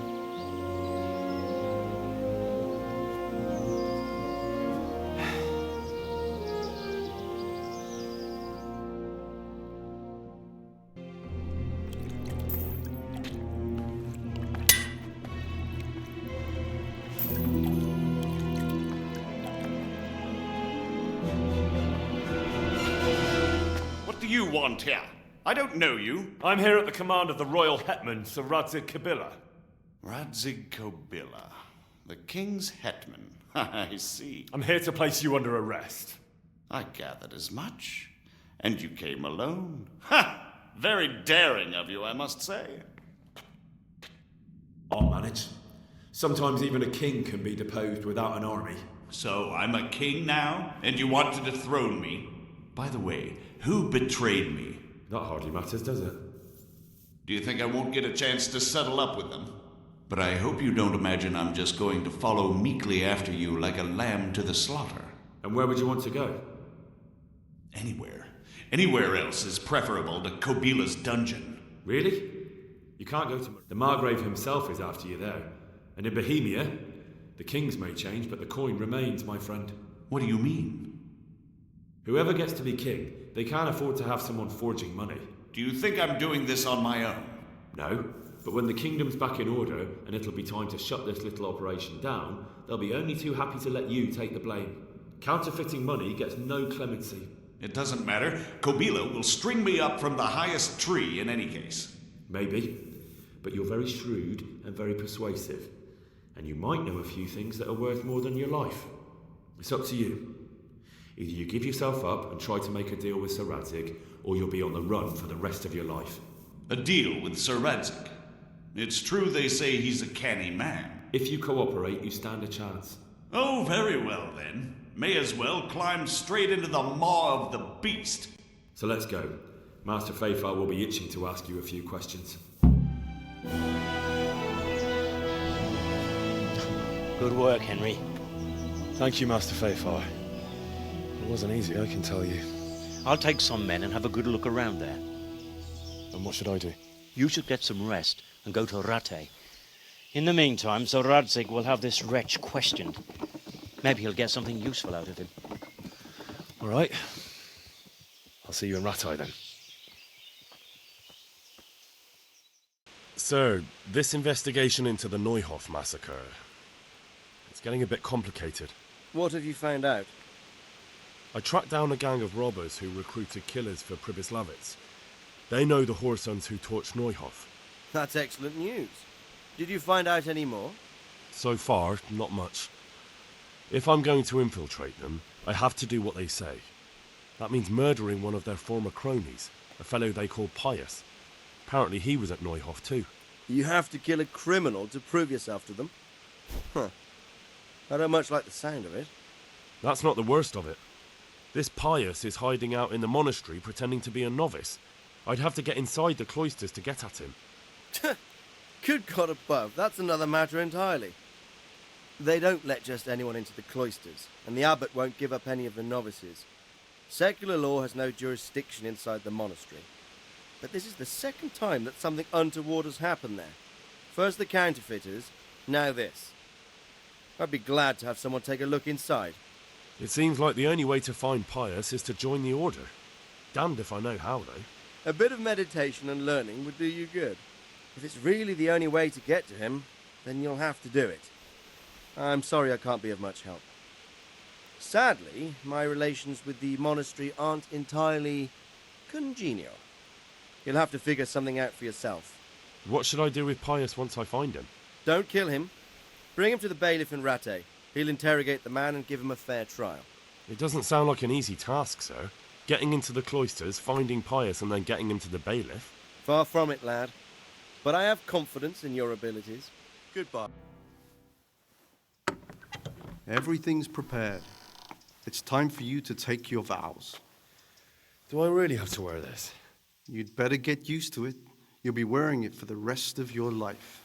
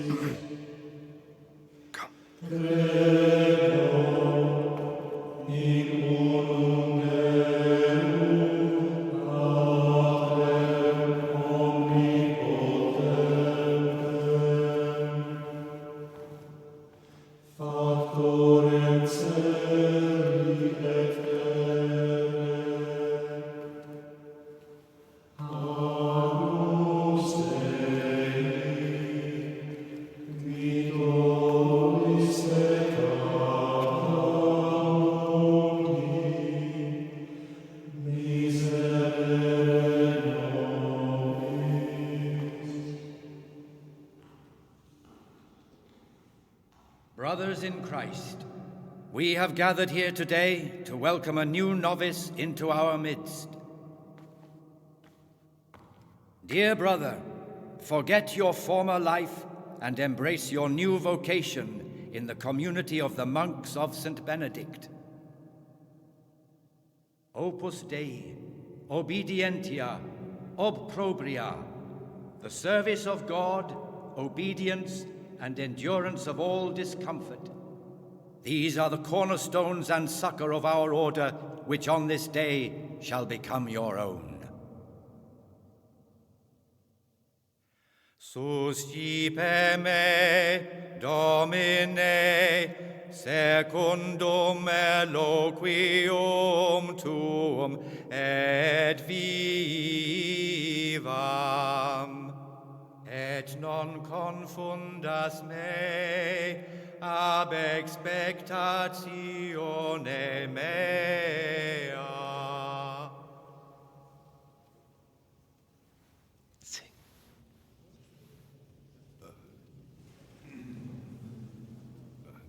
Suscipe me, Domine, secundum in loquium tuum vivam, et non confundas me ab expectatione mea.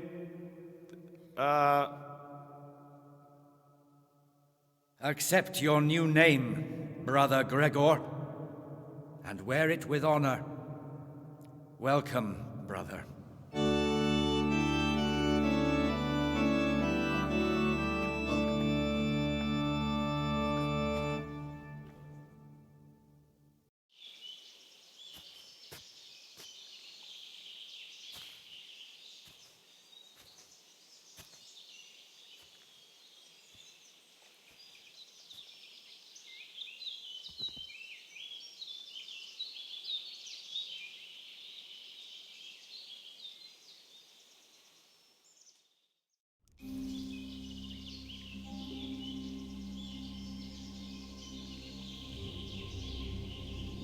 Morning, sunshine. Hope we didn't wake you. Kurva! Did you have to sneak up on me like thieves? We are thieves. Besides, we had to make sure you weren't followed. Or trying to lead us into a trap. But enough of this chit-chat. Let's get down to business.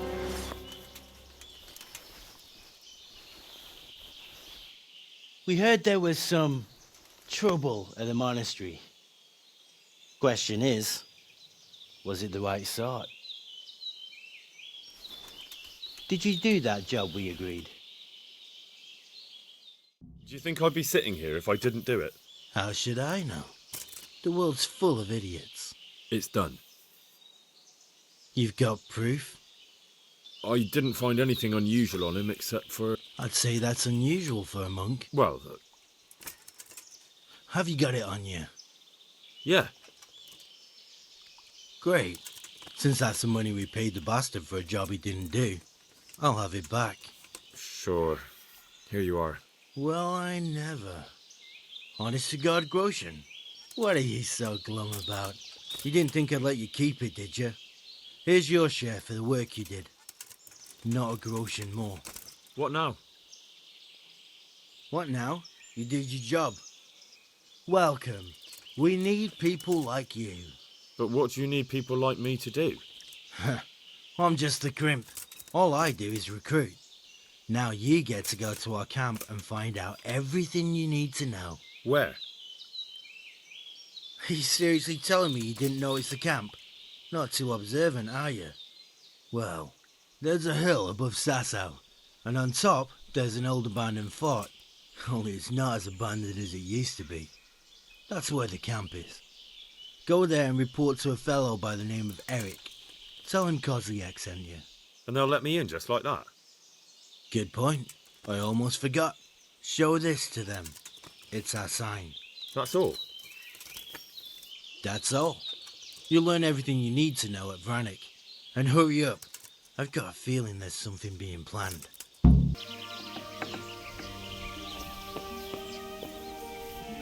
What do you want? Kozlik sent me. Ah, more reinforcements. You're the one from the monastery? Yes, sir.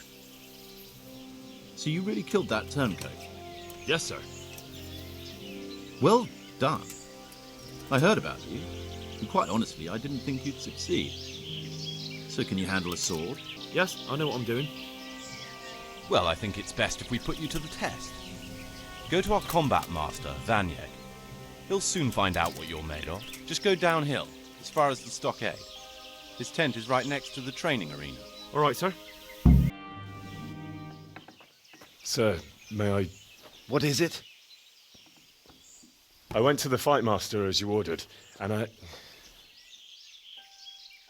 What's the matter? Lost your tongue? I think I know what's troubling the young master. He's surprised to see me here. And the feeling's mutual. When did you start recruiting Radzig's people, Eric? Radzig? Indeed. This boy is very dear to him.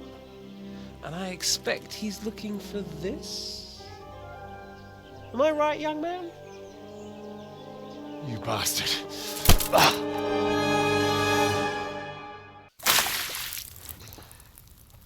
He's coming round. I apologise for the discomfort, but it's for your own safety. And ours, of course. You can count yourself lucky, lad. I'm gonna keep you alive. I'm sure your father will pay a nice fat ransom for you. My father's dead. That lackey of yours wouldn't even let me bury him.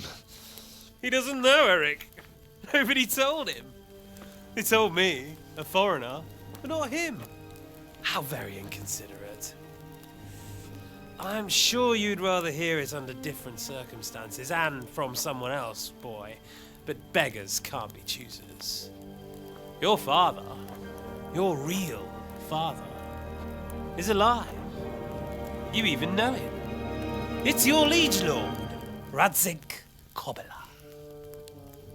Although, how much can he really care about you? Here you are, a homeless orphan, And he still hasn't acknowledged you. Your parents are both dead, aren't they? I thought so. And yet, Radzig still hasn't told you the truth. Could it be that he's ashamed of you? I wonder if you'll want to pay that ransom after all. Well, best not think about that. If your father won't pay your ransom, you have no value to me. My father's dead. I understand why you feel that way. My own childhood was not dissimilar. How strange that we should have something in common. But I've delayed long enough. Now it's time for you to tell me why you came here. I was looking for my father's sword, which was stolen by a certain bastard. And I found it. But I wonder which father you mean. In a way, it belongs to both. Doesn't matter who it belongs to. I'm gonna kill you with it. You're hardly in a position to threaten me. But now I think of it, why not? When your father, your real father, pays, I'll give you an opportunity to try. I think that's very generous of you. Isn't it? Radzig will crush you, and I'll be there to see it. I very much doubt it. You spied on our camp. You must realize that your father hasn't a fraction of the forces I've gathered. And now, with the king in captivity, there's no one to levy troops to come to your aid. Even united with Hanush and Divish, your father couldn't raise more men than I have. The only force in this country capable of defeating me is Sigismund's. And he pays me. When he wins, I win. Everything I take now will be mine, and I plan to take everything. So meet the new Lord of the Realm. A man like you will never rule here. Have you never heard of Lord Sokol of Lamberg, or Sahinek the Dry Devil? They fought for your king and plundered the estates of the lords in Austria, just as I'm doing here. Like they say, the stronger dog fucks the bitches. And war is a nasty business. Sir, it's time. Now, I'm afraid I have more important business to attend to. I'll leave Udo here to keep you company. And let's hope for both our sakes that your father pays up. Farewell. Rot in hell! Knock some manners into him, Udo. Come on, Eric, let's go. We've got work to do.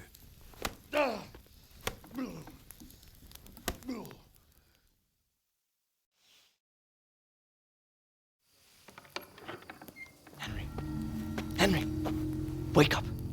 Can you hear me? Jesus, that brutally worked you over. Here. Try to drink.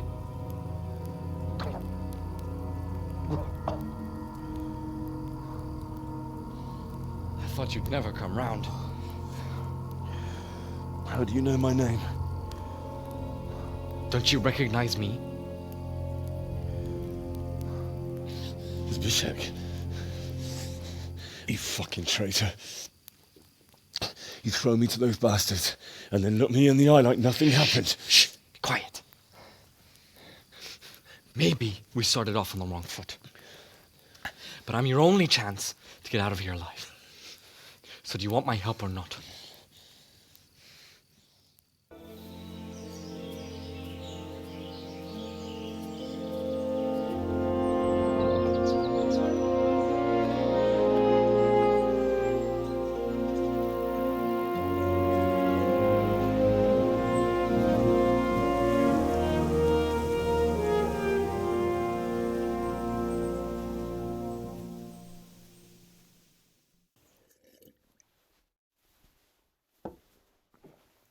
Any word about your boy, Radzig?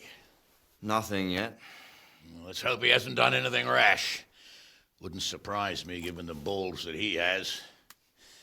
Now, I wonder where he might have got those from. Don't start, Hanush. I'm sorry, sir. This fellow... Henry! Father?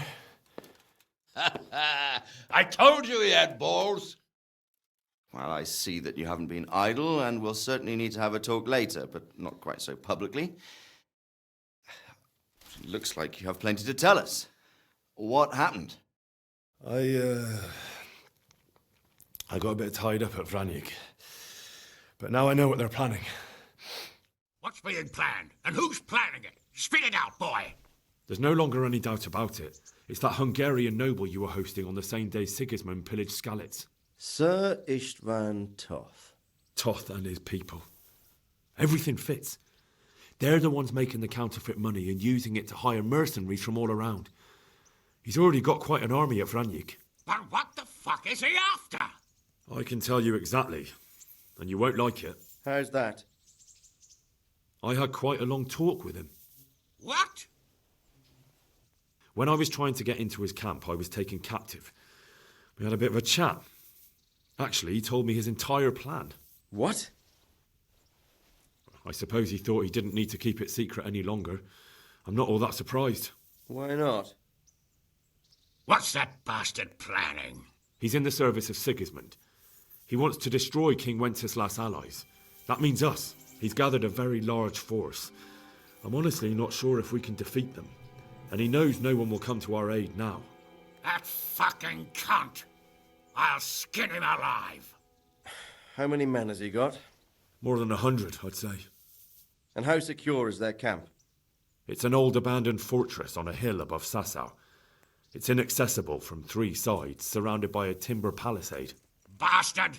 I'll crush that rebel of his! That's easy to say, old friend. It seems Toth isn't taking any chances. Together with Divish, we can muster enough men. And we can all see there's no time to waste. That bastard wants a battle. Much better we pick a time and place than he does. Undoubtedly. We have to take them by surprise. It would be best to attack tomorrow night. We can't get ready any sooner. That's what I like to hear, Radzig. Henry, I want you to get yourself fixed up and then go straight to Sir Divish of Talmberg. Tell him to assemble all the able-bodied men he can and bring them to Vranyig tomorrow evening. We'll wait for him there. Yes, sir. Finally, a chance to show I'm not carrying a sword just for ornament. What is it, Henry? Is there something else? The thing is, we have to deal with Zbyszek. I see. And who is he? Zbyszek is a mill hand from Skalitz. When I went back there, I found him robbing the dead, and he called his bandit mates on me. It was his fault they nearly killed me. He joined Toth's men, and now he thinks that just because he helped me once, everything he did will be forgiven. He's expecting to get paid. But he's sorely mistaken. He's a traitor and a murderer who deserves to hang. Swine. You fucking swine! This is what I get for sticking out my neck for you. I'll kill you, you cunt! Henry, I must say I'm a little confused. Go, you bastard, I'm innocent. I saved this fucker's life! You scum! Well then, lock him up! You'll pay for this! My lord will slaughter you all like sheep! You don't stand a chance in hell! Leave me alone! Let me go, you Let's make an example of him. Put anyone else off the idea of banditry. I'll tell the executioner. Well, that's not exactly how the law works. Well, how does the law work these days? Not very well from what I've seen. And I'm not wasting food on criminals while we try to find someone to try them. Besides, it'll be good to show the common folk that we're taking action. True enough. Get a good meal inside you and get those wounds tended to. You look wretched. And if you need equipment or armor, tell Bernard. He'll give you what you need. Yes, my lord. No more, my lord. I'm your father. I swear, Hal, I planned to tell you. I'm sorry Istvan, of all people, beat me to it. But now we have more urgent matters to deal with. Later we'll have time to talk about it. What do you say? As you wish, my lord. Father. Good. Now go to Divish as quickly as you can, son.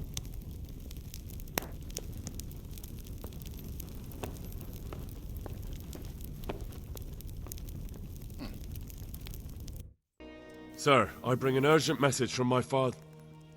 from Sir Radzig and Hanush. I take it you've heard. What does your father want from me? I found out who's behind all the unrest in the region, and Father and Hanush have decided to put an end to it all. What? So who is responsible for all our recent troubles? You may have met him. Istvan Toth. No, I haven't met him. But Sir Radzig said he'd been here to visit before the raid. I don't suppose that's a coincidence. What kind of man is he? What is he after? He's in the service of King Sigismund, and he's fighting the nobility who support King Wenceslas. They've amassed quite a force at the old stronghold above Sasau, and they're planning to attack very soon. Father and Hanush have decided to move first and destroy him before he's prepared. Oh, for Christ's sake. When? And how? Tonight. They send word for you to muster your men and rendezvous with them at Vranyik. This is madness. Maybe it is. But I fear that Radzig and Hanush are right. The sooner we cure this pestilence, the better. Gather the men and make ready. We march tonight. Leave only as many as you must to guard the castle. Very well, sir. As you command. Will you be coming with us? Yes, sir. I have some scores to settle with them.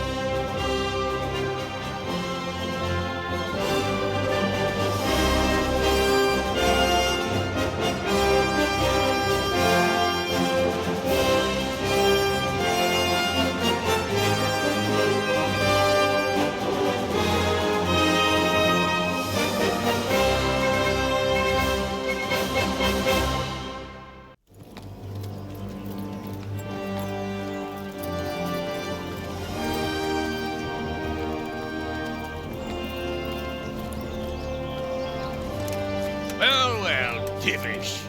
I see you don't want to miss the show. You didn't expect me to leave all the glory to you. Never. We wouldn't dream of starting without you. What news? Did you parley with them? We did. And what was the outcome? Not quite what we hoped for. Radzig wanted to go parley with him in person. Fortunately, I talked him out of it. It seems that this will not be resolved without a battle.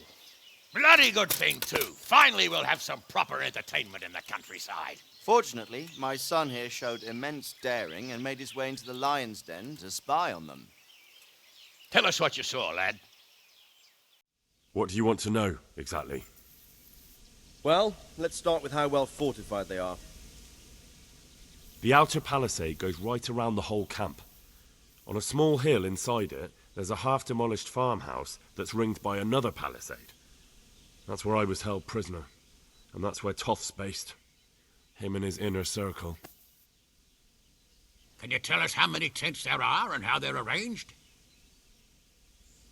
There might be 50, maybe 70. Most of them in the right-hand side of the camp.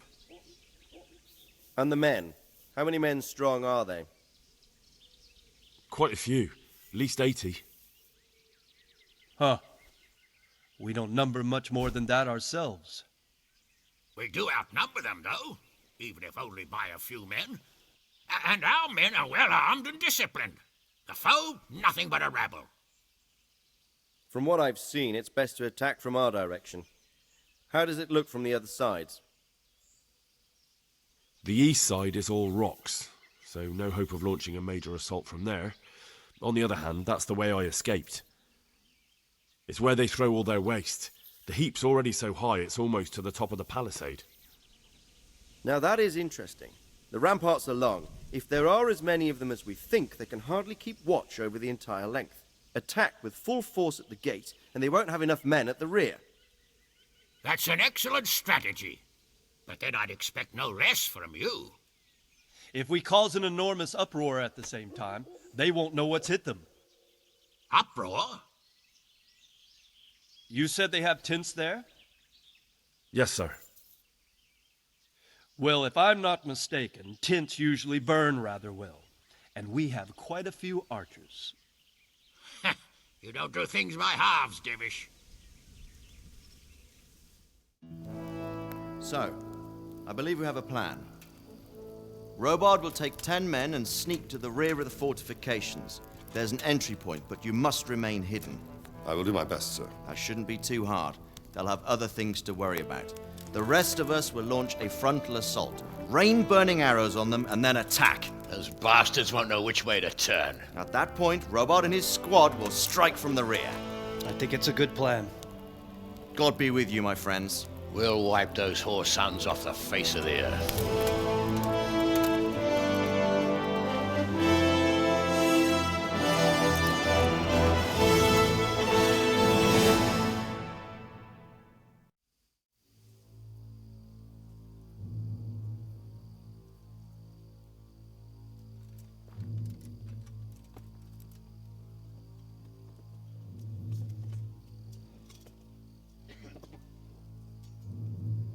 Listen up now. We are about to meet the rabble that have been trying to hurt us. Pillaging, killing, raping, and generally being a thorn in our side for long enough. They may be hiding behind a stockade, but they are still a pack of curs who are no match for men like you. And tonight, we are going to festoon these trees with corpses. First, we will set fire to the little hornet's nest. Then we'll keep them busy by the gate. And when we've made it nice and hot for them, Sir Robard and his men will pounce on them from the rear. And we will hack them to pieces. Have you got it? Yes, sir. Good. Now, when we reach the ramparts, the archers will cover the men climbing it and the men with the battering ram. Any of these fuckers foolish enough to stick his head outside the stockade is to lose it at once. Understood? Yes, sir! Glad to hear it. Now, let's do it! Forward!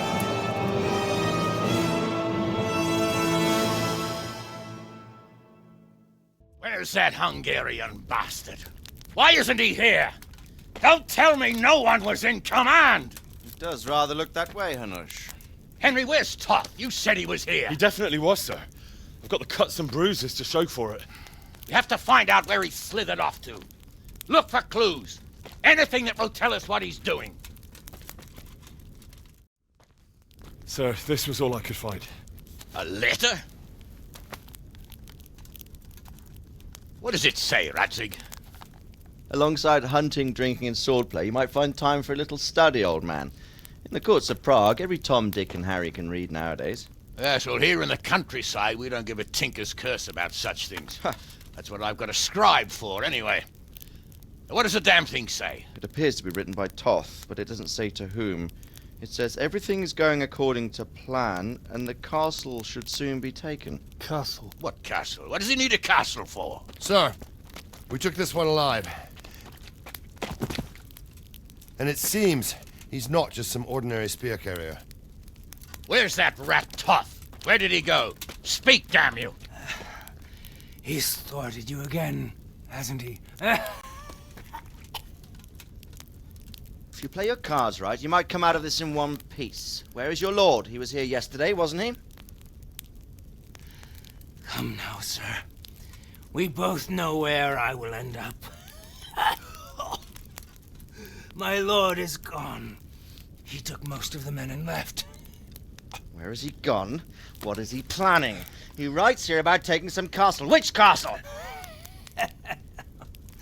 Oh, some nearby castle, left completely unguarded.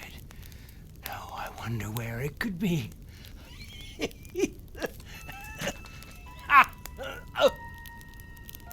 What are you saying, you horse son? Talmberg. Did he go to Talmberg? You'll never get him. You'll never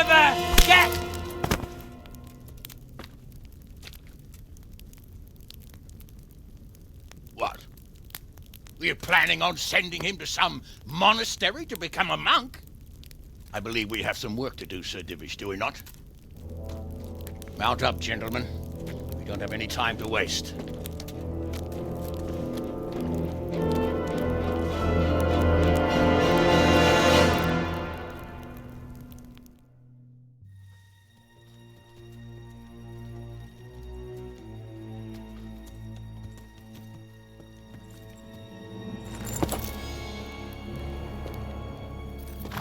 Halt! Who goes there? Greetings. We were ambushed. We need assistance.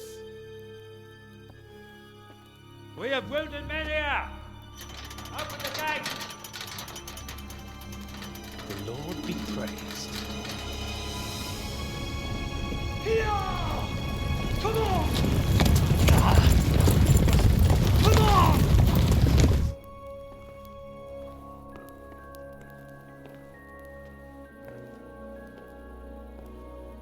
Lady Stephanie, I really don't think we should... My lady. Faster, man! Come on, faster! My men are gravely wounded. Without treatment, I'm afraid they won't live to see morning. Hiya! Hiya! Not to worry. We'll take care of them. My lady, you have my uttermost gratitude. May God reward you for your kindness. Every Christian should help his neighbor in his hour of need. True. Especially now, when treachery and deception surround us on all sides. Get out of the way! The devil lurks in the shadows. Come on! And one fears taking a guest into his house.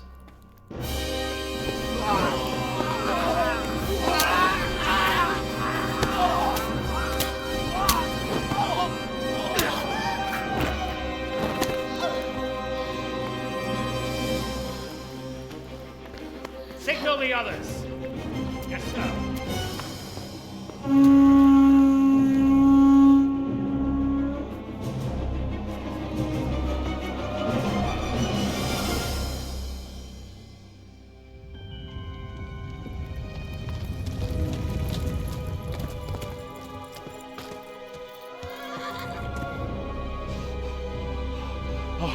Oh no. We're too late. Quickly! Follow me!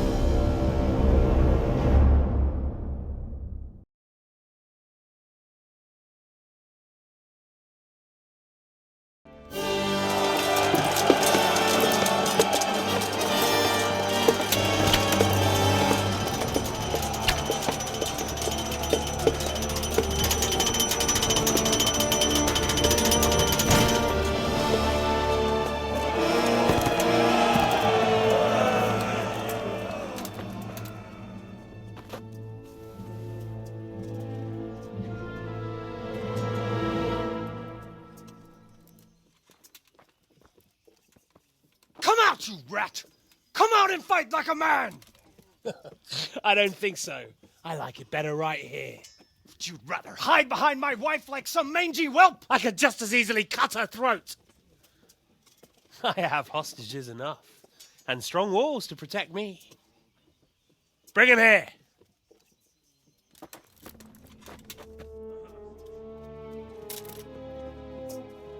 Radzig? What do you want, you viper? Let me think. Actually, there's nothing I want from you. Except maybe to see you all die. Fire! Burn it down!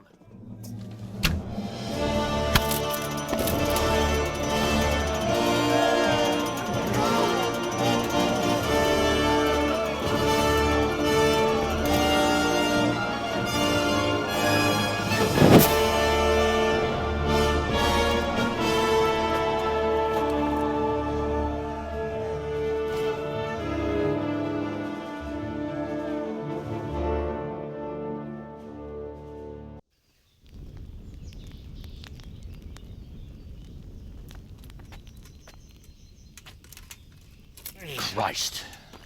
Are you all right? I'll live. Oh. Whew, but I don't think I'll be wielding a sword for a while. Oh, we have men enough for sword wielding. A good lord is harder to come by. How the hell did they get Radzik? I didn't make it to the gate. He was charging against reinforcements from the castle. We have to save my father, somehow. And we have to save my wife and get our home back. My friend, I think you know as well as I. We have to lay siege. No. No, that is our last resort. We have to try all our other options. Sir, if a few men could scale the western wall after dark, maybe they could get inside, free the hostages, and open the gate. That is, if they're holding them in the courtyard, as we've always done. Well, that's a big if. What if they're seen and they can't raise the portcullis quietly? Sir Hanush, if we can save just one hostage. It's a perilous undertaking. Who would you send? I'll go.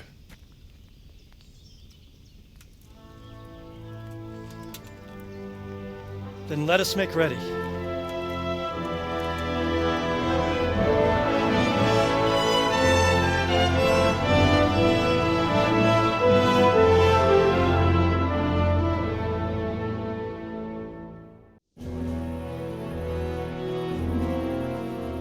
If any of you are having second thoughts, this is your last chance to speak. Very well. So I hope we're all clear on what has to be done. We need to free the hostages to deprive Toth of his advantage. Now he'll be keeping them somewhere where they can be guarded, but somewhere separate from his other men. And where would that be? We always kept our captives in the house on the bailey by the stables. What if they're in their tower or somewhere else? Then we'll have to go to the gate and try to open it. But that will take time and attract attention. So we can only do it if we know exactly how things stand. And if they sound the alarm, before we've done anything, we get out of there quick. Understood? And leave them there? Better a couple of hostages than a pile of corpses. Lord Capon, are you quite certain you want to engage in this action? Quite. After all, it can't be much different from sneaking out of the upper castle in Rattay and back in every night. Besides, who else will keep this hothead from raising bloody mayhem? I'll see to it that you do, my lord. May God guide our footsteps.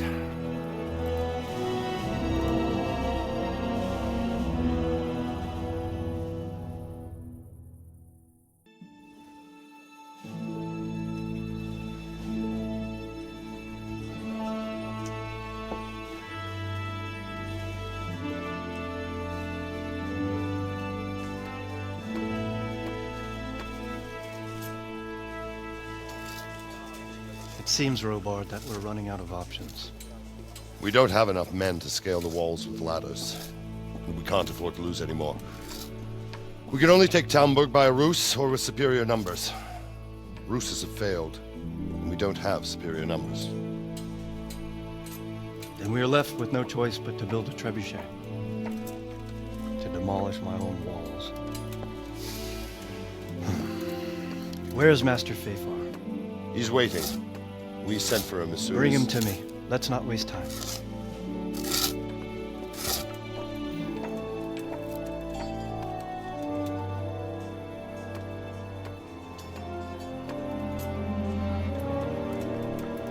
Sir Divish.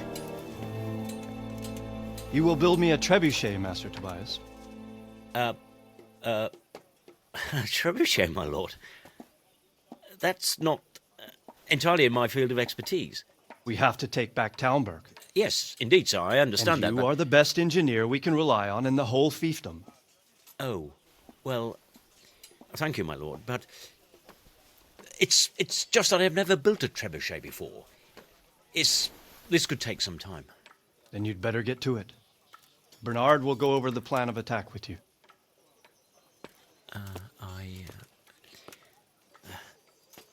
Oh. Well, Master Tobias, you have much to do and little time. I will not keep you any longer. Indeed. Of course, sir. Thank you, my lord. How are the preparations proceeding in the other camps? As well as can be expected under the circumstances. There are still many things that need doing, but I just don't have the time for them. No, you don't. Henry. Yes, sir. I would like for you to help with the preparations in the encampments. Gladly, sir. Robard will brief you. That'll be all.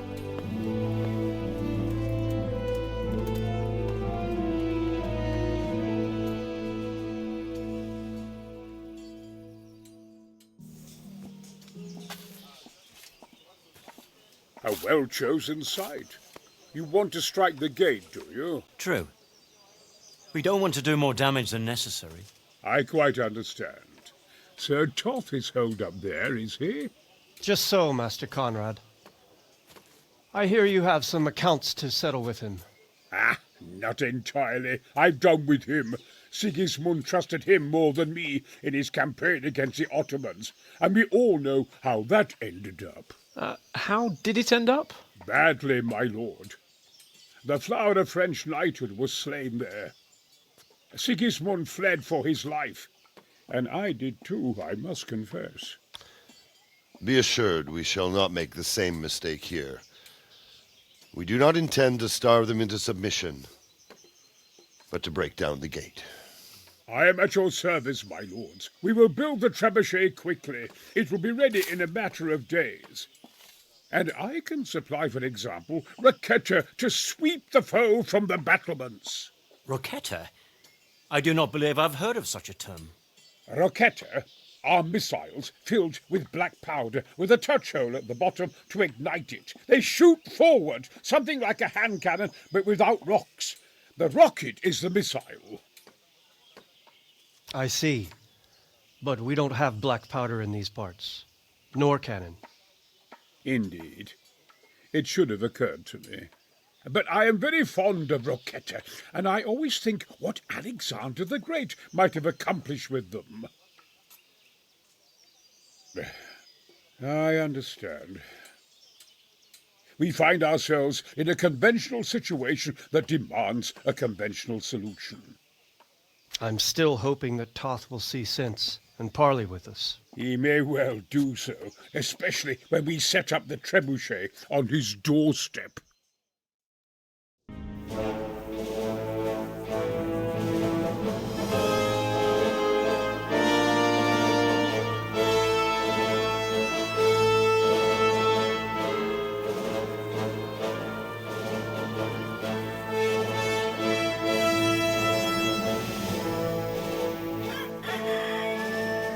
Now, let's see how strong those walls are. Let it rip!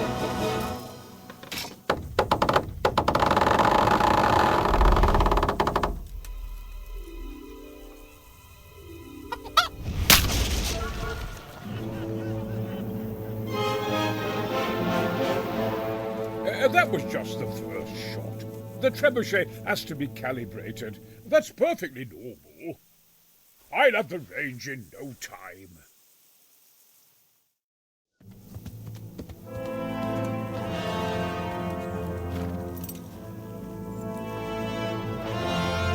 Move! Move! God damn it, I have to get to Sir Divish! Sir! They're coming. There's no time. Someone bring water. Breathe, man. You'll be all right. Who's coming? There's an army on the way. And they're carrying the colors of Havel Medic of Waldeck. And they're very close. Havel Medic? He's surely not coming to help us. Not that bastard. I have a score to settle with him.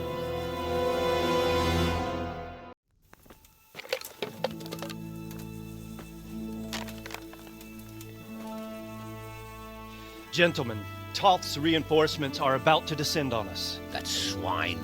How many men? We don't know exactly, but there are many, and they will probably be here by dawn. So soon?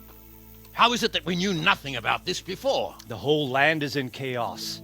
It's a wonder we can find out anything at all. If they attack from the rear... We'd be finished, just as Toth has been planning.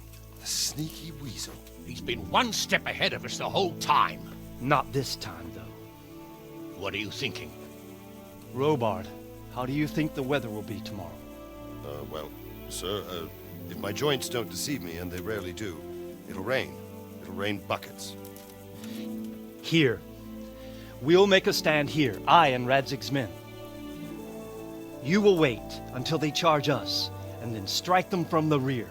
Here and here. If we succeed, we'll have it over and done with before they notice anything in Townbrook. It might just work.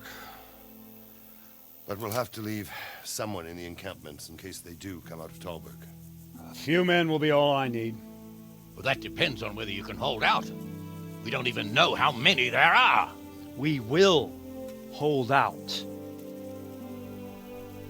I'll give the orders to my men. We will be ready. My part in the battle, sir. Attention! I wanted to go with the Skalitz men. I need more than that from you. More, sir?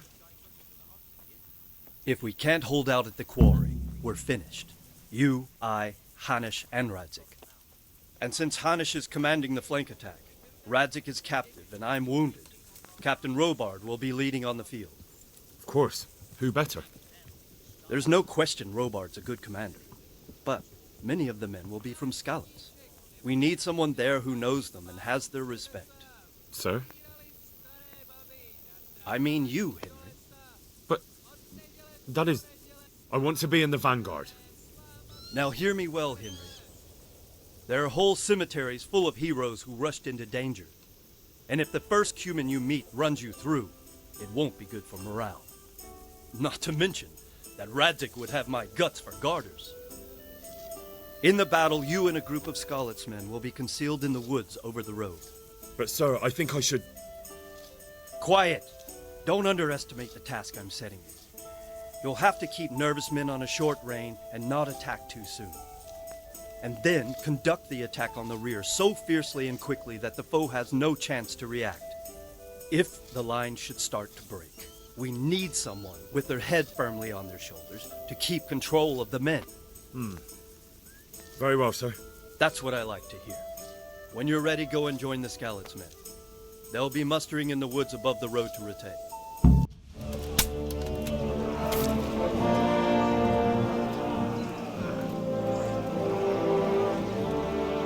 Here's their leader. What? This boy? You should show a little more respect, Divish. You'll need it when you kneel before Istvan. Oh, now the pup shows his teeth. Istvan, you say? Not Sir Istvan? Or Lord Toth? Just how intimate are the two of you?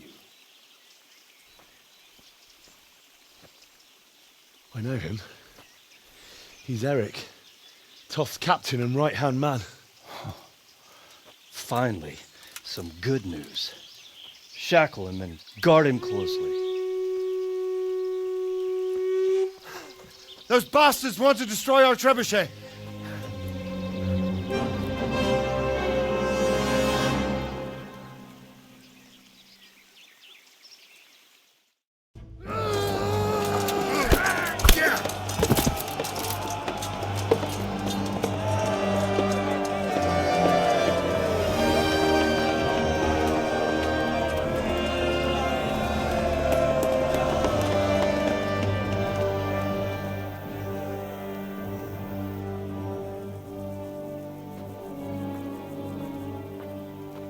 Well? The damage isn't too serious. So we can shoot. Not just yet. Sir, what are we waiting for? You've heard his threats, Robard. Do you want him to kill Radzik and my wife? We have to consider all our options. And it would be a shame to destroy the castle, too. But how do we get that rat out of there? Sir, I might have a solution. What about exchanging hostages? He was the captain at Vranjik, and he brought Istvan's reinforcements here. He seems to be on very, intimate terms with Toth. He might be able to tell us something. And he might even be as valuable to his lord as Lady Stephanie and my father are to us. You're your father's son, by God. You're a godsend, lad. You're right. We'll interrogate this whore son, and then decide what to do next. Come to my tent when you've rested. Eric, isn't it? Looks like the boot's on the other foot this time, doesn't it? Fuck you. You need to change your tone. If you start being nice, you might just come out of this alive. So now I'll ask you a few questions, and you better think carefully about how you answer them. Who does he take his orders from? Are you stupid? He works for Sigismund. Who is this Toth? He's an orphan, same as me. The Turks killed his parents, so he started killing Turks. Sigismund needed men like that, so Istvan ended up in his service. Listen to me. Do you take him for a fool? Do you really? You better pray he will, for your own sake. I won't waste any more time on you. I don't need to save myself. Why should he save you? He'll sacrifice you, just like everyone in Vranic and Pribyslavitz. You're nothing but a common bandit. You don't know anything. He'll come for me, and anyone who lays a finger on me will pay dearly. Now I'm curious. Why would he care that much about you? Could it be your lovers? You'd never understand. For a while there, I thought we'd get nothing out of him. But in the end, he spilled his guts. I thought you were much too easy on him. But it seems your approach was the right one. Well done, lad. Anyway, it's clear that young fellow is no ordinary brigand. And he believes Toth cares about him. We'll just have to see if the bastard cares as much about him as Divish does about his wife and you about your father. Well, Divish, I think the time has come to find out just how much Toth values our hostage. Do you want to parley with him yourself? I think I'll leave that to you, Hamish. So be it. I'll do my utmost. Bring the hostage below the battlements.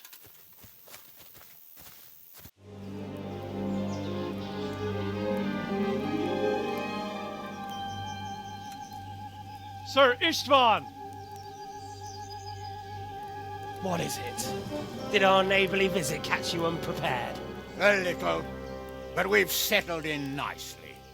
And this fellow is enjoying our company so much, we simply can't get rid of him. It seems we are in similar situations. Perhaps it's time to send our respective guests home. Not a chance. Do you take me for a fucking fool? Be warned. If anything happens to Eric, I'll let every manjack here have his way with this bitch, and I'll dice Kobila into goulash meat. Nobly spoken, your grace. But for all I know, you may have done that already. Divish, I'm sorry.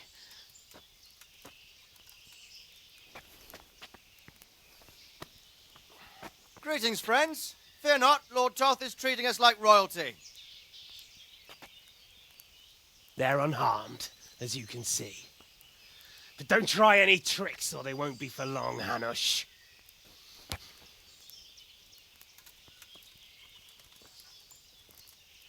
It seems your lord doesn't place any great value in you, boy. Go to hell. I'm sorry. It looks like it's not going to be that easy. Well, at least we know they're alive. I didn't expect much of it anyway. He won't harm them as long as we have this fellow.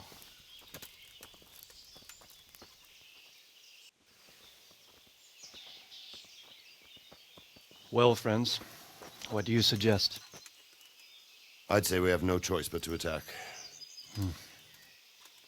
It's a great risk, Robard, with Stephanie and Radzig inside. I know how you feel, sir, but Toth is no fool. They are his last safeguard. He will do nothing to harm them until he is sure of victory. Would you be saying that if it were your wife inside? Or your father? Well, let me point out that we have no choice anyway.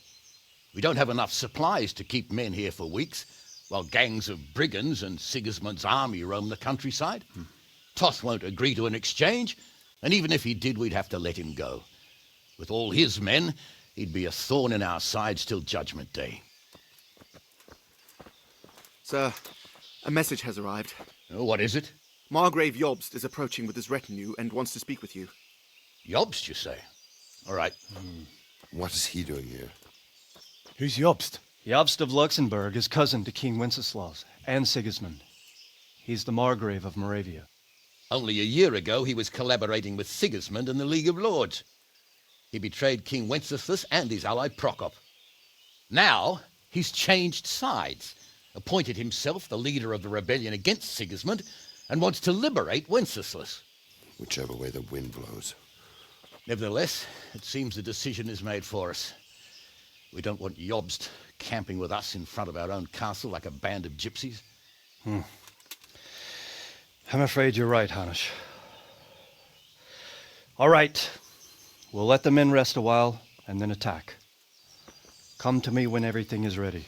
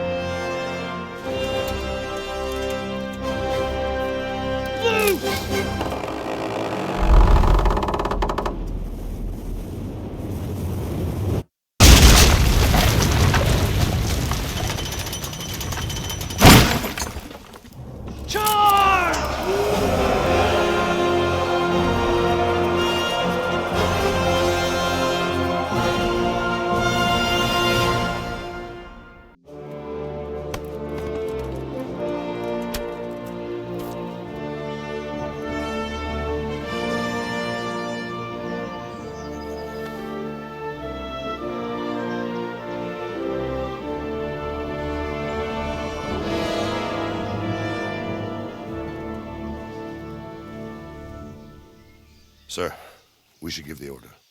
Let's see if Istvan Toth can worm his way out of this one. Don't tempt fate, Hanush. Istvan! It's over!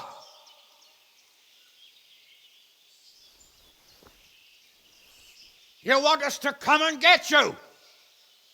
I wouldn't advise that. Your friend Divish wants to see his wife alive again. And Sir Radzig? Are both hostages unharmed? For now, Hanush, unless circumstances change. Well, I'm glad to hear it. My guest is also safe and sound, but he's also quite keen to go home. I imagine you feel the same way. It's been a long time since you warmed yourself at your own hearth. I'm in no hurry. I've plenty of supplies here, grand view and excellent company. What more could I want? Your freedom! Freedom? Freedom to get an arrow in the back? Sir, we're all noblemen here, all bound by honor. I give you my word as a knight and lord, and that of my companions. If you release Lady Stephanie and Sir Radzig, you may leave the castle with your men and go on your way unharmed.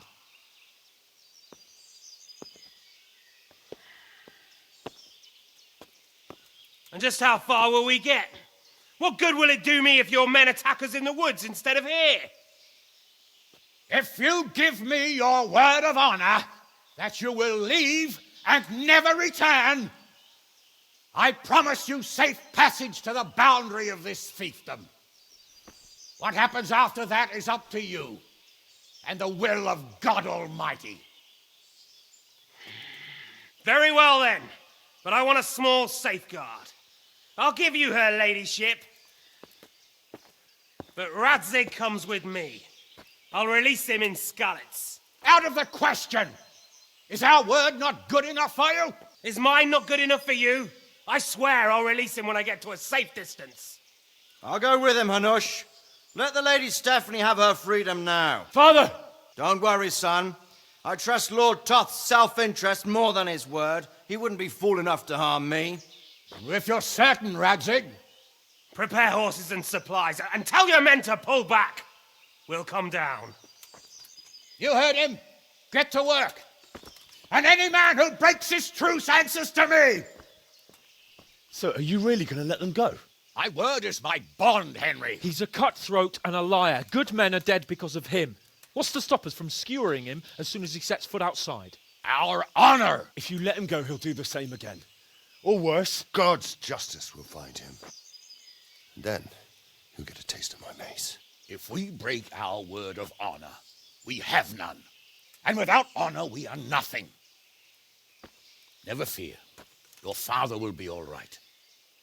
We'll hunt down those vermin yet.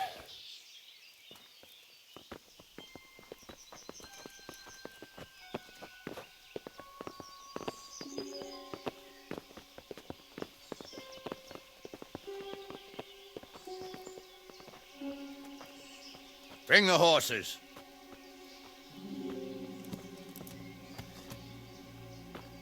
Here she is, as I promised. Not a hair on her head harmed. Divish! Stephanie. Forgive me, husband. I'm sorry For what? for letting them into the castle. Come now, my dear. You're not to blame. I didn't know who he was. He said he was your friend. Never mind. Did he hurt you?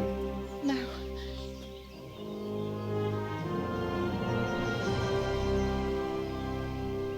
I hope your word can be trusted. Certainly more than yours. If everything goes as agreed, I'll set Radzig free in Skalitz. If anyone tries to follow us, I'll kill him. We won't. My apologies for keeping you from your father, but you'll see each other soon enough. Oh, I almost forgot. Your sword. I expect you'll want it back after all the trouble you went to. Actually, you know what? I think I'll keep it. As a memento. This isn't over. I'll find you. I look forward to it. Yeah!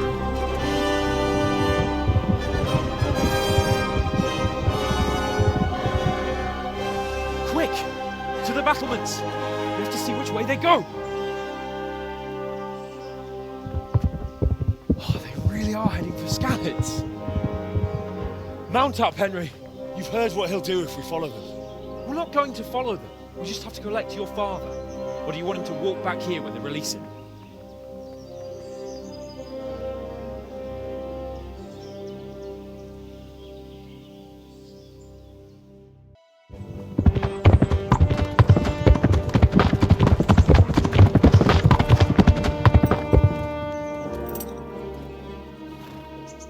There's no sign of them.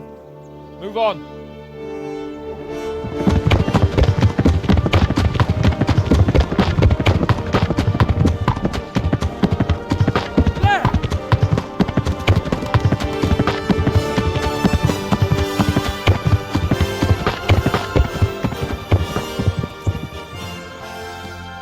I'm glad to see Istvan kept his word, sir.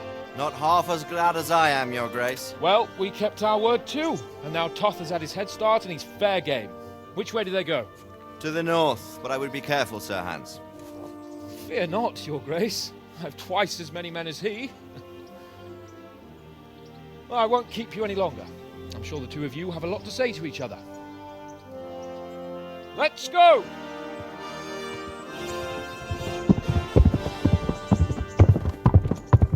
You all right, Father? I am. They treated me quite decently. Although they did steal my horse, so I'll have to go back on foot.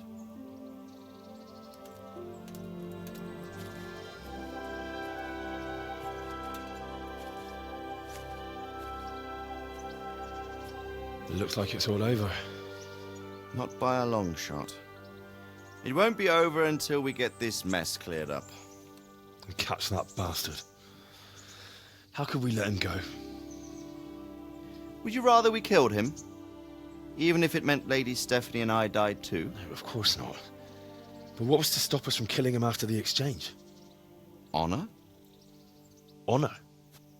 If the word of honor of a nobleman could not be trusted, then he would never have agreed to the exchange. And where's the honor in abandoning your son?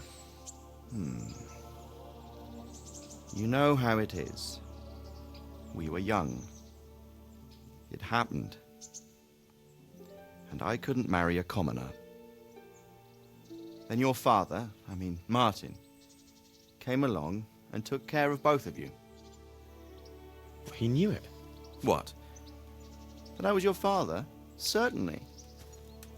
He was a great man. He took you as his own. And I always kept an eye on you. Of that you can be sure. I know so little about his past. He told you nothing. Oddly enough, even though you don't have his blood, you're very like him. When he was around your age, he became bored of his trade and set out to see the world. He lived through many adventures, even fought in a war. In a war? Yes, in Poland, I believe. And I don't think he cared much for it. That's why he wanted me to stay at home. He spent some time in Prague, then settled in Kuttenberg.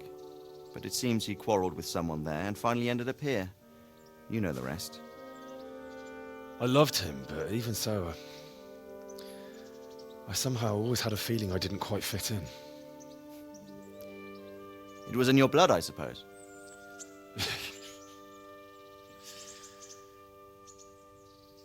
I lost the one thing I had left from him. Your sword. Ah, the sword. It's not my sword. It's yours. For a moment there, it was so near, yet so far. Oh, well, it can't be helped. It was almost within my grasp, but just then I had something else on my mind. Well, I think we may yet have a chance to get it back. This business with Toth is not yet over, unfortunately. That's a chance I'd welcome. Not just to get the sword, but that bastard Istvan too. And then I'll find that German whoreson who torched Skalitz, and I'll slay him with it. I'll never forget his face. Or his name. Mark Vart von Aulitz. Those are noble intentions, son. But don't forget there are other things in this world that are worth living for. Like what? Look around you. Blue skies overhead, green grass underfoot, beautiful girls. Good wine, a few good friends, and a fine steed under your backside. Those are things worth living for. Now, I can't deny that swine who killed your mother must pay for what he did. But it's better not to dwell too much on that at the cost of those other things. On the subject of steeds, I think we'll have to ride like the Knights Templar. How's that? 2 up. One day I'll tell you how they got their seal. You can take the front.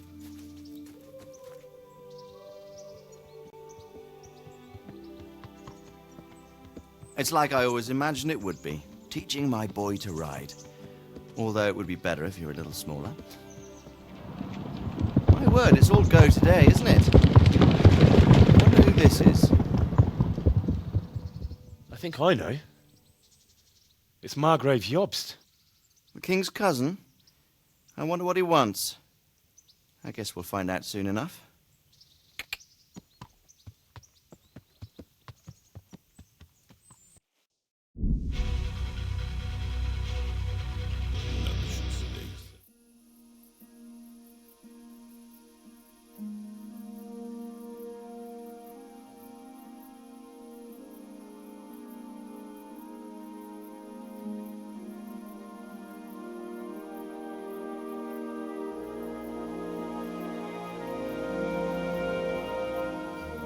Doing well, son. Father. Come now. You know who sired you. That doesn't matter now.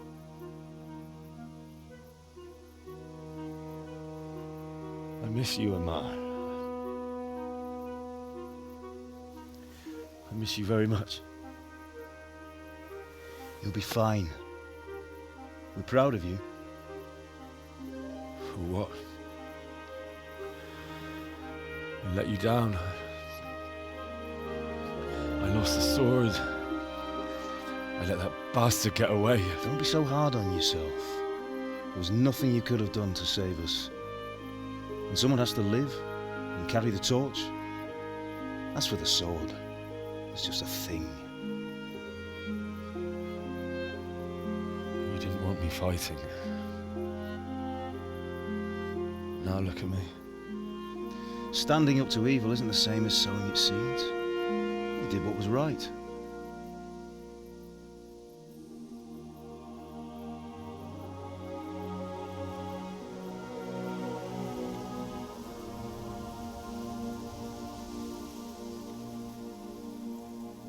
I have to leave you now. Oh, please. You know I can't stay.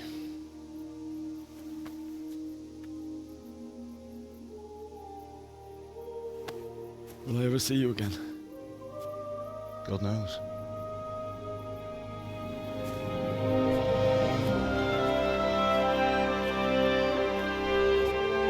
Make her proud.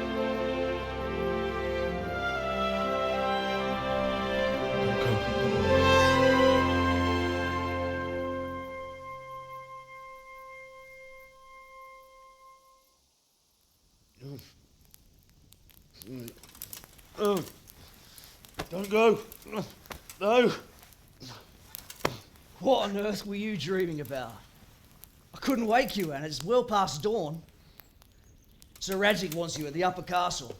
The lords are in council with Jobst. Right. I'll go straight away.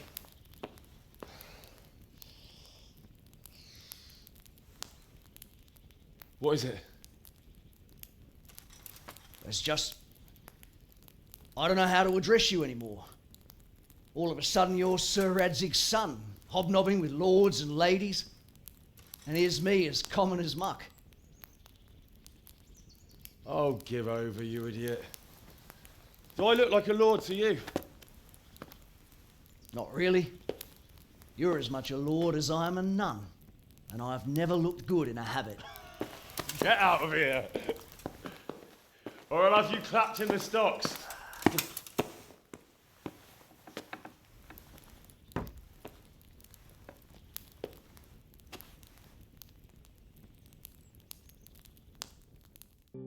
Ah, Hal. Are you going to the meeting with Margrave Jobst as well? I am. What about Istvan? I assume... That we didn't catch him? No. Because if we had, you'd be the first one to know. Have no fear. We'll get him eventually. I hope you're right. Anyway, let's go and see what Jobst wants from us. My lords, Christ's blessings on you all. And on you, Lord Gapen.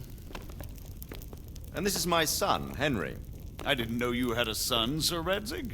It came as a bit of a surprise to young Henry, too. This gentleman here is John II of Liechtenstein, a member of my council. I'm honored, gentlemen. Come join us. Margrave Jobst was just about to tell us the reason for his visit. Your Grace? I'm sure we're all agreed, Your Graces, that all this unrest must come to an end. This kingdom needs a king. The question is, which king? My cousin, Wenceslas IV, who is being held in captivity. I have to confess, my lord, that your answer surprises me a little. If I'm correctly informed, until recently you sided with your other cousin, Sigismund. That I cannot deny, and I have always stated my position plainly. But times have changed. How have they changed, Your Grace? Sir, there is one thing on which we undoubtedly concur, that King Wenceslas, unfortunately, did not inherit his father's gift for governing. Sadly, his failures have cost Bohemia, the nobles, and our whole Luxembourg family a great deal of money and effort. How did the king let it go so far, damn it? It's in his temperament. He cares only for wine, women, and the hunt. A king, in fact, who never wanted to be king. Then why didn't he just let his brother have the crown? Young sir, the crown weighs heavy when there are duties to be performed, but to surrender it means giving up great privileges too. But he did surrender power to his brother. When things started getting out of hand, Wenceslas appealed to Sigismund for help in restoring order. What, you're saying Wenceslas invited him here? This is starting to make my head spin. Actually, it makes sense when you think about it. Sigismund wanted to re-establish the power of the whole House of Luxembourg. He thought if he helped Wenceslas win the imperial crown, in return his brother would help him become the king of the Romans, and leave the actual reign of Bohemia and the empire to him. Sigismund would govern, while Wenceslas could carry on doing what he was best at, enjoying the life of the imperial court. Why wasn't Wenceslas crowned Holy Roman Emperor long ago? He was already elected king of the Romans. All he had to do was go and let the Pope put the damn imperial crown on his head. Who knows? Maybe he'd prefer hunting and consorting with bathhouse wenches to spending time with the Pope. Well, so would I must admit. Sigismund's plan seemed sound enough, but it didn't quite work out, did it? It worked for a while. He and his brother reached an agreement. Sigismund took over administration of the kingdom and began planning Wenceslas's journey to Rome for the imperial coronation. But then Wenceslas realized he would just be a puppet with a crown. I must say, Margrave Jobst, Wenceslas and Prokop behave rather like naughty children in need of a good clout about the ears. Sigismund would agree. He was already planning his rule of Bohemia, and all of a sudden, the rug was pulled from under him. I'd say he lost his patience and decided he'd drag Wenceslas to the coronation kicking and screaming if he had to. Just like a naughty child, as you say. So he abducted him and your brother Prokop too, if I heard correctly. Correct. And you helped him do it, if I heard correctly. Yes, your graces, it's true. I was there when Sigismund abducted Prokop. I thought everything could somehow be settled, that we could make my brother see sense. But Sigismund just wanted to put an end to the dispute once and for all, whatever the cost. There was nothing I could do to stop him. And that's one of the reasons why I'm here. The worst of it is that it was all for nothing. Instead of putting a stop to the revolt, it escalated it, and the result is this chaos we have today. That's true enough, sir. But I must admit now, I'm not sure what your position is. The king is incompetent, but we must protect him? The simple truth, gentlemen, is that for all of Wenceslas's faults, we have no one else. So we'll have to make do with his idleness. People like him, though. But what can we do now? Sigismund has the League of Lords behind him. Otto von Bergholf, Heinrich von Rosenberg. The situation has gotten completely out of control. Now even the nobles of the League of Lords are realizing that Sigismund wasn't the right choice. So now Bergholf is on your side? Are we to assemble an army together with him and face Sigismund on the field of battle? We're not in Hungary now. Such affairs may be settled elegantly, without unnecessary hostilities or expenses. I have negotiated an alliance with the Hungarian bishops, the Polish, and of course the Czech nobility, against Sigismund. Every day he is losing the ground under his feet, and that's why I need your help too.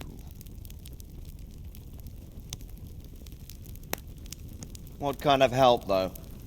Sigismund has a massive army, and Rosenberg, Berghof, and Prague are behind him. Do you have an army you could face him with? But that's not what I mean at all. There's been a revolt against Sigismund in Hungary, partly due to my efforts, and now he'll have to choose whether he wants to gain the Bohemian crown, which is a very risky enterprise, or hold on to the Hungarian one. He can't have both. And there's a tough struggle awaiting him in Hungary. I'm not sure he'll win, and Rosenberg and Berghof know it too. They're not stupid. If the Bohemian nobility stands together, they will turn. We are men of little consequence, Margrave. Radzig here lost everything because of his alliance with Wenceslas. Sir Divish came within a hair of the same fate. Even Rattay is defenseless against Sigismund and the League of Lords. What's more, Your Grace, King Wenceslas languishes in captivity in Vienna. He can't rule too well from there. And what do you propose? To sit with your arms folded till the Bohemian lands are turned to ashes like Skalitz? We have to put a stop to this senseless war. And do you know, sir, what the true position of the League of Lords is? I'm not on the best of terms with them at this moment, so you'll have to ask them yourselves. Yes. Why not? I'll go and visit Bergov at his castle and we'll see what he tells me. You know, that's not such a bad idea, young sir. True. Though a little risky. I doubt Bergov would harm a blue-blooded envoy. And you can find out what he has to say about developments and what the League of Lords is planning. Then we'll decide what to do next. I'll help you compose a letter to him. I'd like Henry to come with me. Why not? He's proven himself an able investigator, and he'll also be a good bodyguard if anything should happen. And I'll send Sir John here to Kuttenberg to be my eyes and ears there. I believe both your reports will help us get a better grip on the situation. When can you set out? Just as soon as I've packed my things. Excellent. Margrave Jobst and I will draft a letter. Get ready, and we'll meet back here.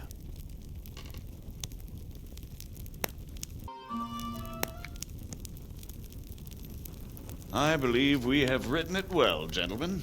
Without a doubt. No one could deduce from this whether we are Sigismund's allies or foes.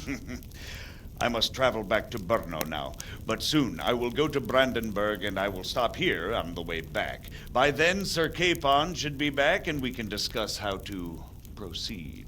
Right. Before you leave, my lord, there is one thing that gives me no rest.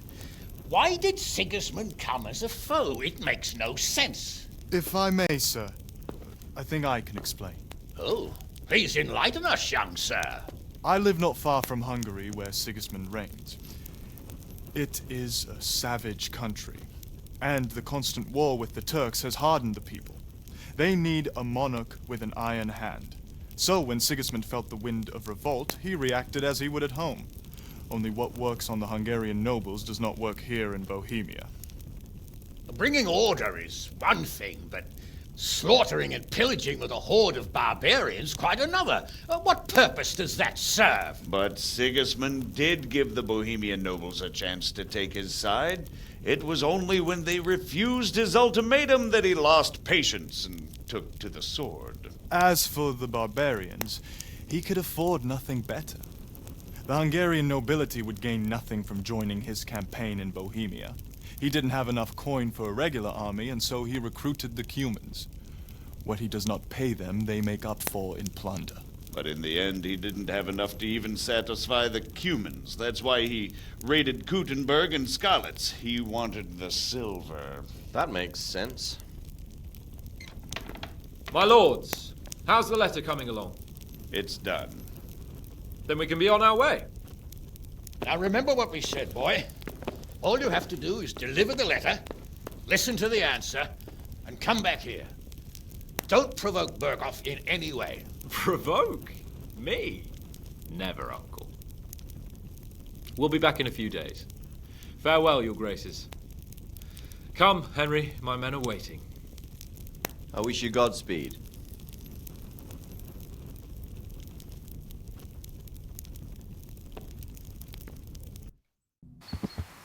Let's get to it then. I finally have the feeling we're doing something worthwhile.